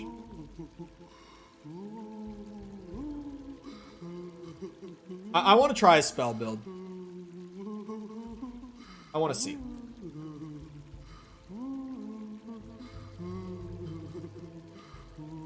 I gotta search for one because no one in that thread is like recommending a spell build. I'd swap hearts to Sharp Shadow? Maybe. But at that point I might as well just go back to my old build. Because then the only difference is I'm like running Mark of Pride over Long Nail and Stink Cloud.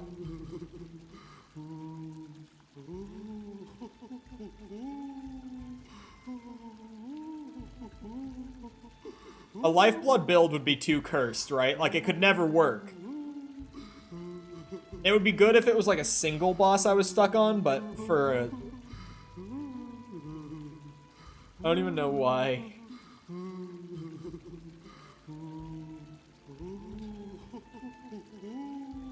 This is an interesting one. You know, this is an interesting one. I'm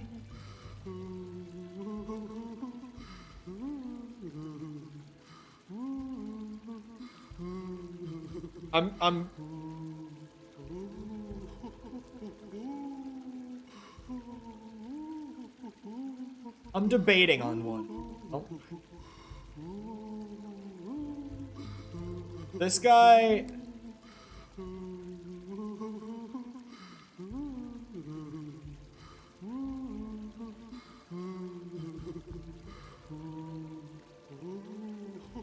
Okay, so he's using the beam, chat. He's using the beam.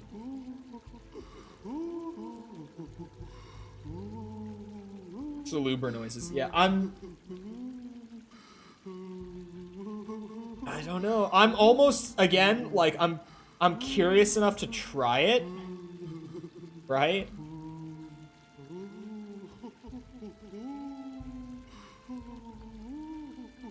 The beam? Yeah, the,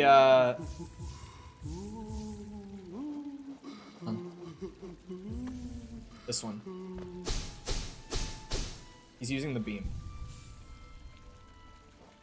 Which I think is a cursed build. I said elegy is a joke? Yeah, I would consider this a cursed build. Do I just go for it? Do I just say fuck it? It's interesting. It's a bold strategy. I gotta give him that. So the full build, I'll throw it together. Really, I'm caught up on the fact that I'm using 3 notches for this. Full no. You need full health to use the beam. I know. This is his full build for this. Which I'm sitting here and I'm like, there's gotta be a better way to use the beam, right? There's gotta be a better way to use this. This doesn't seem right. Although the beam with quick slash, it's a maybe. It's a maybe. I might come back to this. What if... Hear me out. What if I go for just the boldest, wildest P5 build? What are other charms I would never run for P5? No, that's too cursed. There's like cursed, but might be useful, and then there's Dream Wielder. Fluke Nest? Hold on, what does this one do? Shit.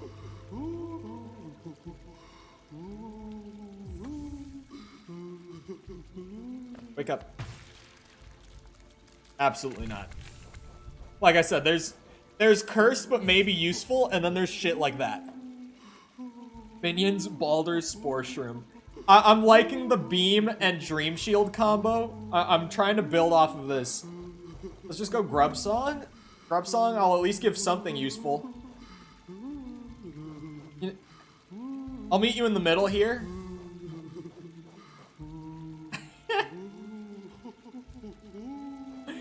What is Dash Master? Oh, hold on. Does this apply to my Dark Dash? No, I don't think so. But maybe it's still...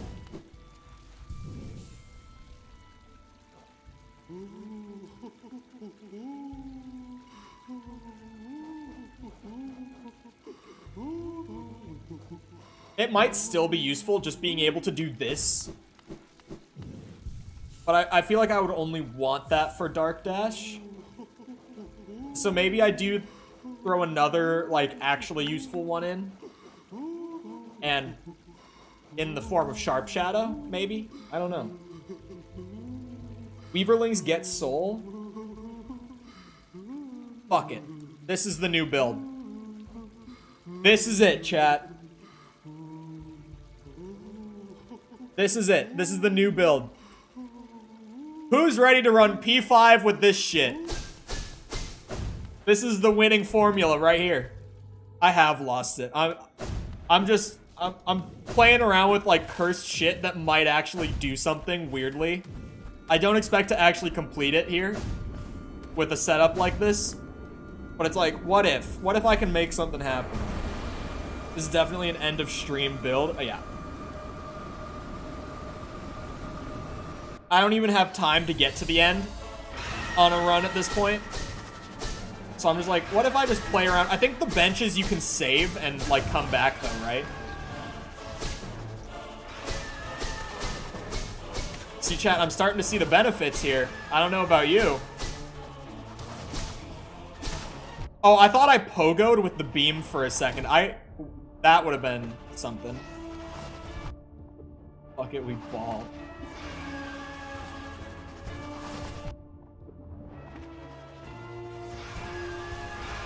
Just wait until Tyrant Lord sees this build. This might be. Yeah, you know what? Never mind. Actually, I'm curious about the beam.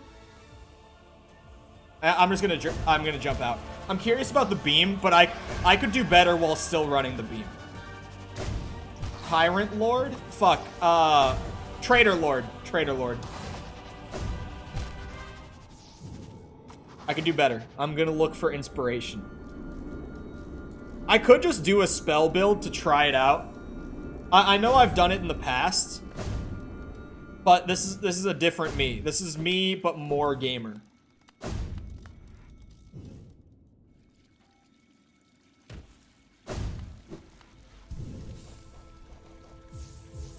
Hold on. Let's reset here. I want to try the beam out because it actually seems like.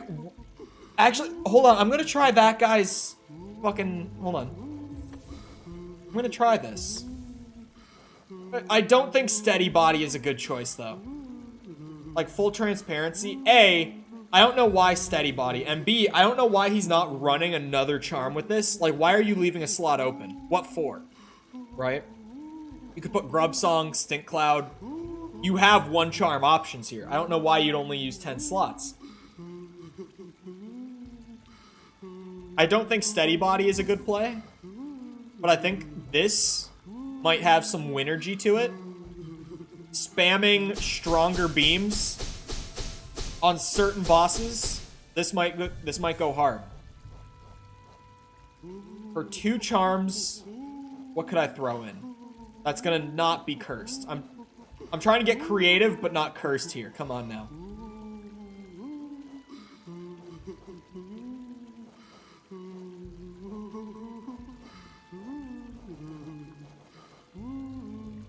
Heart, maybe?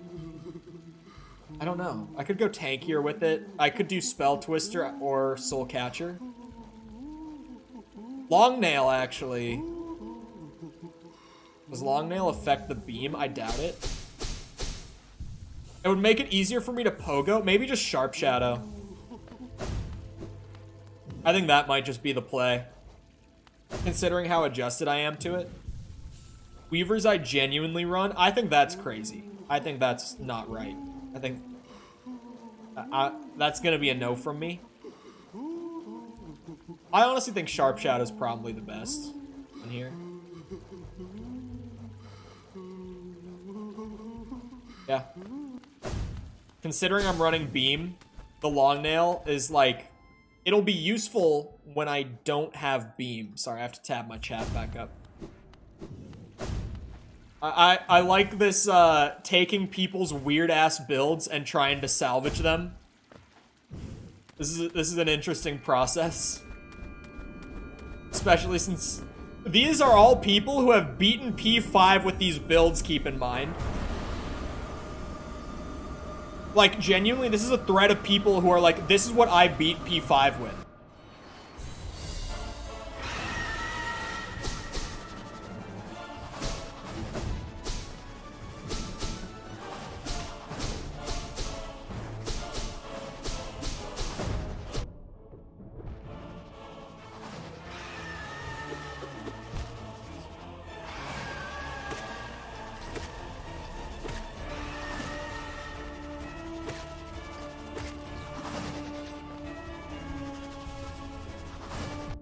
Shit.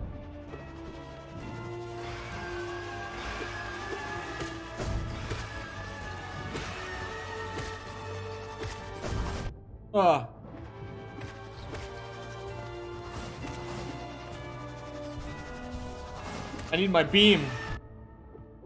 Without it, I'm nothing. I mean, I've got a plenty solid build without the beam. Just, hello, Lion.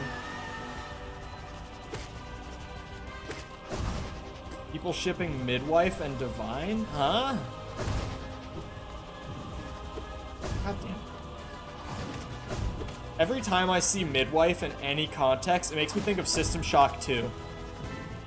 Not just because it's one of my favorite games ever, but also because the midwives in that game are just the creepiest shit out of, like, 90s gaming. Entirely. You think the piano in Mario 64 is creepy? Come on now. That thing is weirdly scarier than it should be.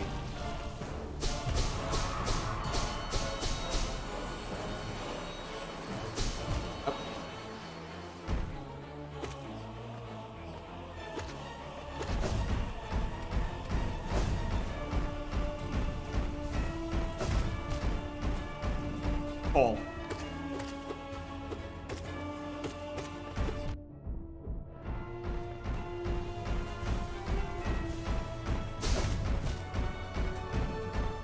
I'm gonna keep doing it.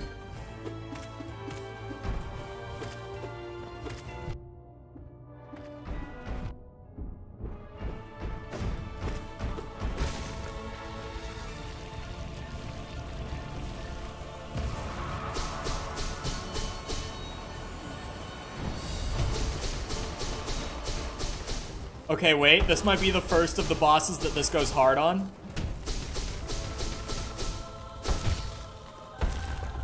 Chat. Hold on. Hold on. Non-flying bosses?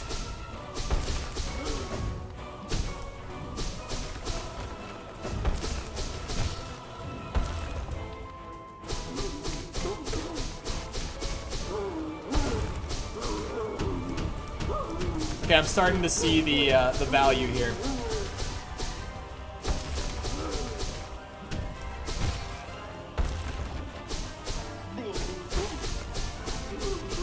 Doesn't seem like the beam is getting me soul. Just an observation.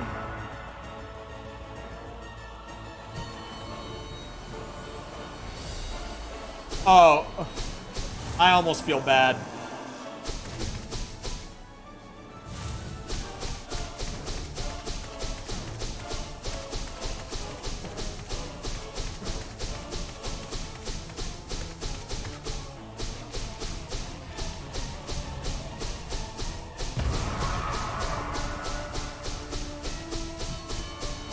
Holy mossy. Fully Hornet. Oh my god. Okay, this guy was unironically onto something with beam and quick slash and strength all together.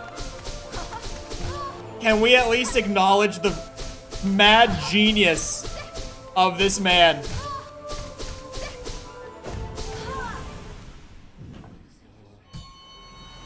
Dude. I really thought, like, after I said, okay, but for non-flying bosses, I was like, maybe it's just this guy, you know? Maybe it's just False Knight.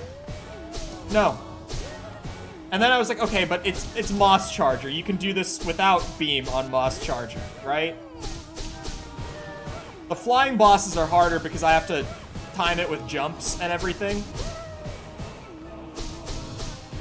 And since they, like, all use projectiles, I also run a higher risk of losing my beam. This might be the dumbest, but also most broken build that I've come across. I'm actually genuinely kind of amazed by how safe this build is. Like, how consistently safe and effective this is, at least for early on in P5. This is glass cannon? It's not even glass cannon. I have the same health. The only thing that I might change is I might give myself long nail instead of sharp shadow for when I lose beam. But it's like, even when I don't have beam, I still have quick slash and strength. And, like, I didn't sacrifice health or anything. Radiance versus Funny Sword. All I'm saying is if I can consistently avoid damage, Radiance might actually be fucked. Like, at least for the first couple phases. Like, phase 3 will be iffy, for sure. But I think the first 2 phases, if I can stay consistent with avoiding her attacks, it would actually speedrun those phases. Genuinely. Like, you see this, even when I lose it, and I don't really have great heal windows, it's still like I'm just normally playing Hollow Knight with, like, a standard build. Not, like, an amazing one, but, like, just your average build. It's perfectly fine when I lose the beam. But with the beam, it can be stupidly broken on some bosses. Oh, this will be a good one.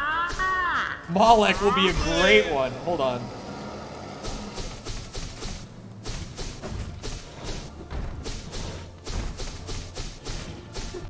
Oh, how did that hit me? That's so bullshit. I was excited for this fight, too. It's noticeably great for bosses that you can stun, because it seems like they might be going off of, like, an amount of hits within a period of time rather than, like, damage in a period of time. So bosses that you can stun are just getting rolled by this because I'm able to stun them so quickly and consistently.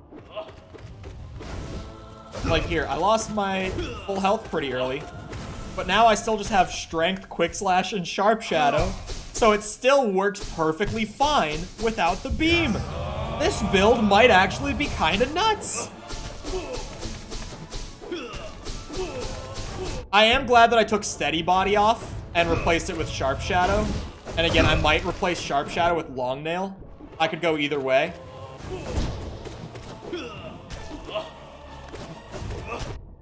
But like, this dude actually, I thought this would be kind of cursed when I saw the beam, but he had my attention. You know, this dude on fucking Reddit just being like, yeah, I beat P5 personally using the beam. You did what? Like, how can I not try that after reading that? And I can see how he would have done it.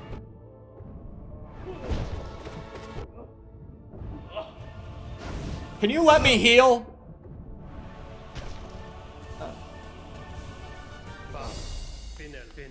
Without the knockback, you can get more hits in? Yeah, maybe. I just feel like it's not worth running over Sharp Shadow or Long Nail. Now that you say that, like, yeah, I could see the value. But is it worth the trade is more the question. It does synergize well with the beam, but that's also then relying completely on me not getting hit. Oh, wait. Hey, Zero, you want to fly over me again? Oh, I fell? That's how I take the damage? Oh, I have lifeblood, though, from the bench. Okay, I fell again. Okay.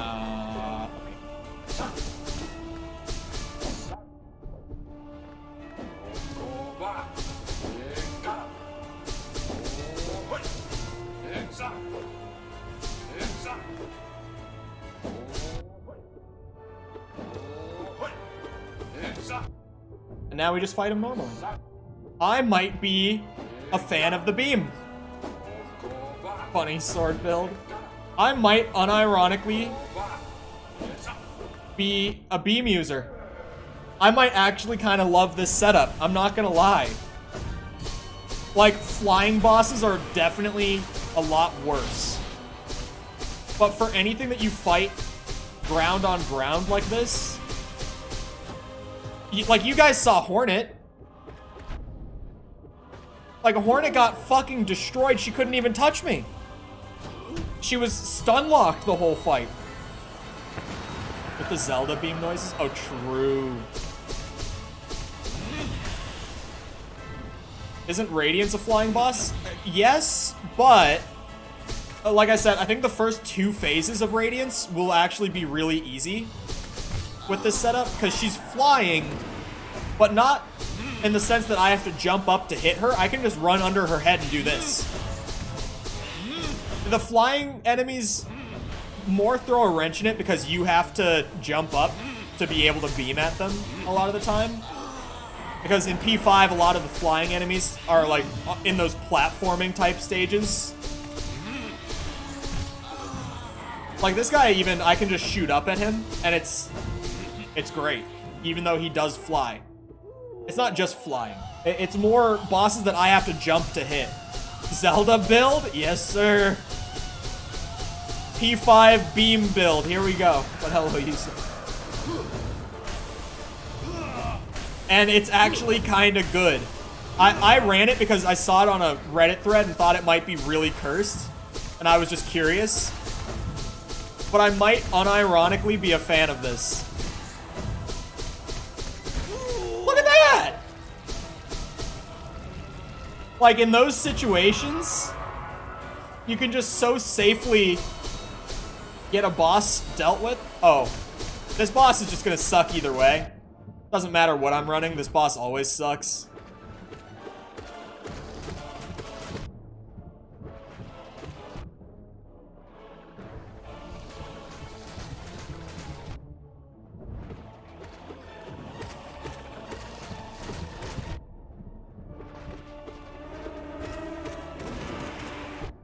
Ow.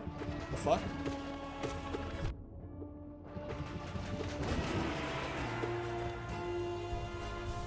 Well, I don't have the soul to full heal. What's next? Oh, these... I can get full health by the time we get do Sisters of Battle. This, I don't think will be as good, but this is pretty much just going to play the same way, really. This isn't really going to change because of this build. Just because of how much I'm going to have to be dodging anyway, and the fact that they don't stun. The stun is a huge factor as well. This is a niche build for sure, but it's probably the most useful niche build I've tried. Like, you've got kind of your mainstream stuff, like your crazy DPS spell builds and nail builds. Oh, but it goes through them when they line up. This is definitely the strongest, like, super niche build that I've tried.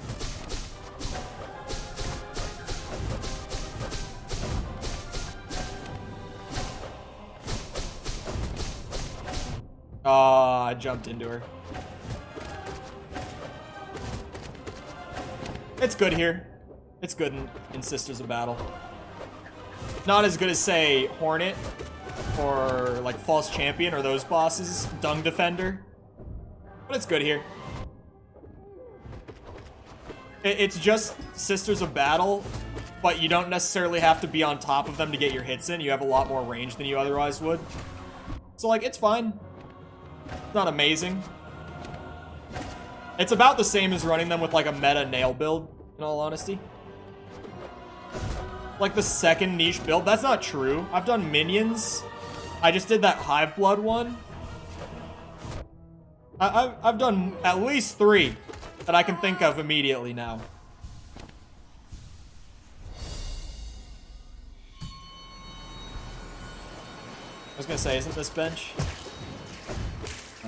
I've still got 8 minutes. I can go to the next bench.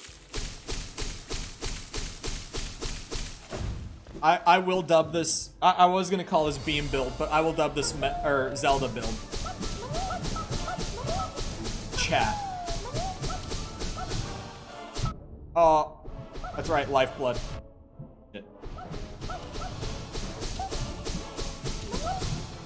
You can bully Marmu with it. You can bully Marmu with it. Come on. Oh, Fluke Mom? Never stood a chance. Never stood a chance. It was over as soon as I entered the room.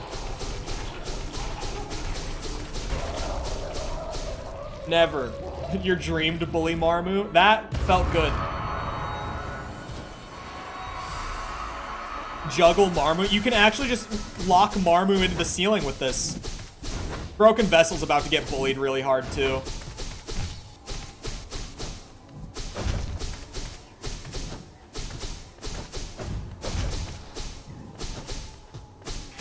Like, you still definitely have to do your dodging.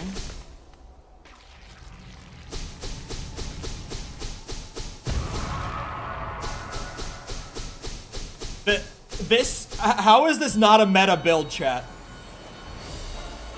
How? Can we make this a meta build? How is this not something that people unironically run?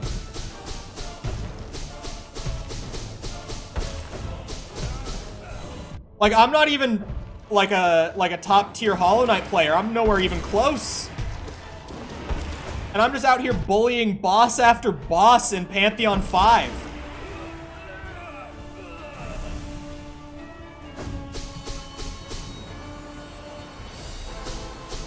Paintmaster, we'll see. I'm probably gonna get hit by him super early. I've been lazy as shit today with dodging him.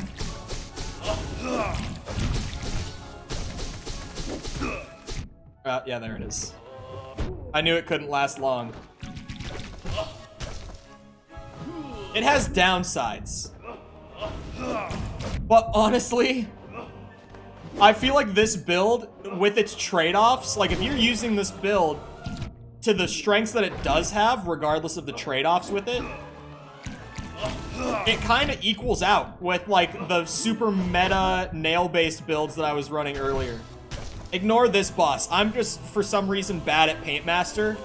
Specifically today, I've apparently forgotten how to consistently avoid damage from Paintmaster. I don't know what happened here, okay? I don't know. I'm just bad at Paintmaster. I've just been tanking through his fight the entire day. But there, dude, I'm a big fan. I'm genuinely a big fan of this. Oh, Hive Knight? Come on now.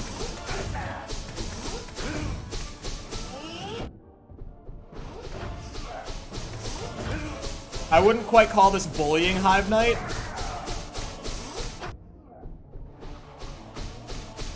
But...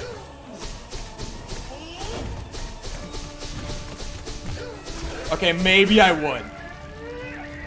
If you're better at dodging than I am, you could bully Hive Knight. Come here, Shang-Chi. I gotta give you the beam.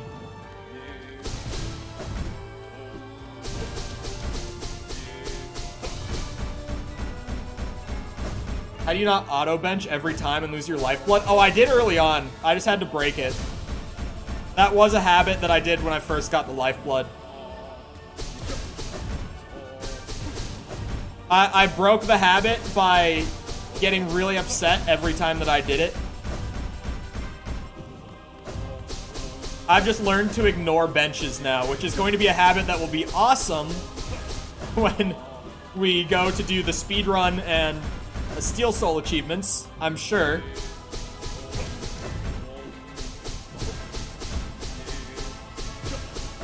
So Shang-Chi noticeably slower than my nail build. And he's not a dangerous boss to begin with. I would say this is worse for him. Collector, I'm probably just gonna lose the beam pretty early. But a man can dream that this will actually just destroy him.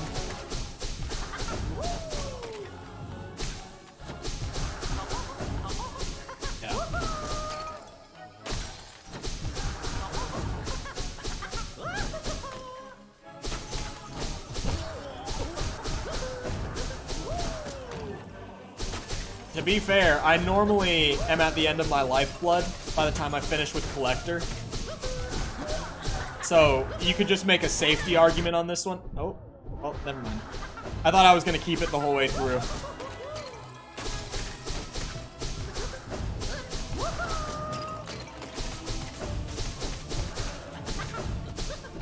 Oh, I didn't have my... Yep, there it goes. I lost the beam. It's a good run. You could maybe even run a Lifeblood Charm with this? Or just, if you have, like, the higher Lifebloods from P3 and P4, because I only have, like, the first tier of Lifeblood in Godhome, would be better than it is for me, even. Godmaster! Let's see. Fully giant roly-poly? No.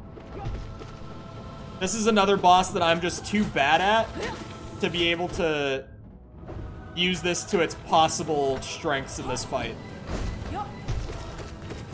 One of these bosses, or one of those bosses rather, that I just struggle with for no reason, and I won't be able to show off how this could go.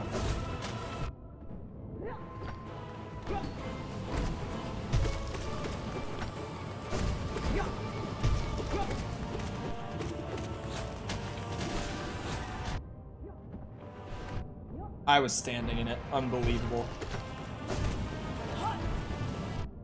That's right, you bounce back to my location. No way. Oh, I got it off, you dumb bitch! Double heal for the win!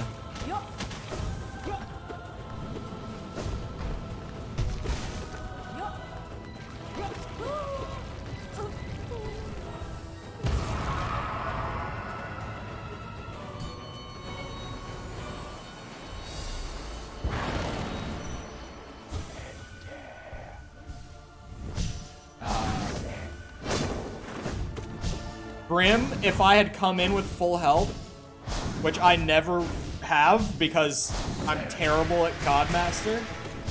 Or God Tamer. Fuck, I'm mixing up all the names today, huh? It would probably be awesome for Grim. It just definitely would be a really good build for Grim if I had the beam coming in. But again, even though I don't, I have Quick Slash, I have Unbreakable Strength, like, I have enough to make up for not having the beam, to where it's not even a bad build if I don't have the beam.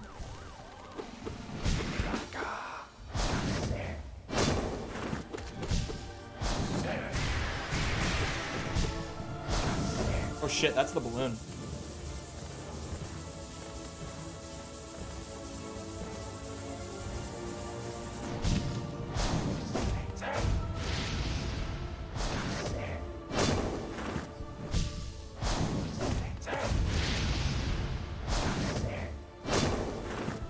Hold on.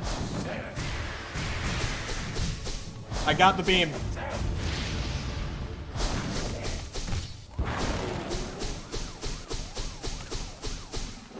Oh, I thought I might be able to hit it while it was fusing back in. Oh, I lost the beam.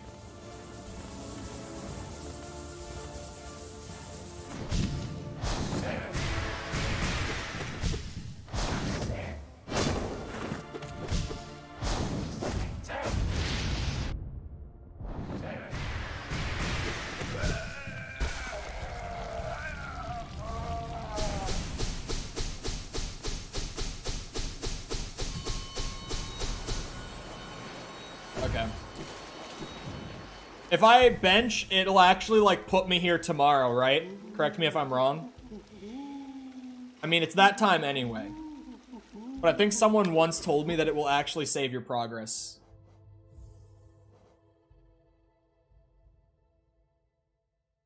Yep, let's go. So I'm, like, halfway through P5, leaving it today, with the Zelda build. That is actually pretty good. New meta. I'm declaring a new Hollow Knight meta, the Zelda build. I should have shown it before I left, or before I quit out, so that people could try it. It was Grubfly Elegy, Unbreakable Strength, Quick Slash, and Shadow Dash, right? I think that was it. Or Sharp Shadow, not Shadow Dash. You know what I mean. Anyway. Give it a shot. I'm telling you, it's kind of goated. But with that, I hope you guys enjoyed. If you did enjoy it and you haven't done so already, feel free to go ahead and leave a sub. Come back another time. We're doing this. We're doing Jedi Fallen Order. We just play games. So feel free to come back for more games. Good sell, Cole. Good sell. Anyway, also if you enjoyed, feel free to go ahead and leave a like on the stream. Helps out a lot with boosting it in the algorithm when the stream turns into a video. It goes out to, like, recommended, search, etc. Helps with growing the channel even when I can't sit here and stream all day, every day. If you're looking for links to anything outside of YouTube, feel free to check out the description. Things like Twitter, Discord, TikTok, all of those are in there if you're looking for them. Other than that, though, once again, I hope you guys enjoyed. I hope you all have the rest of your day. Thank you for coming to the stream, and goodbye.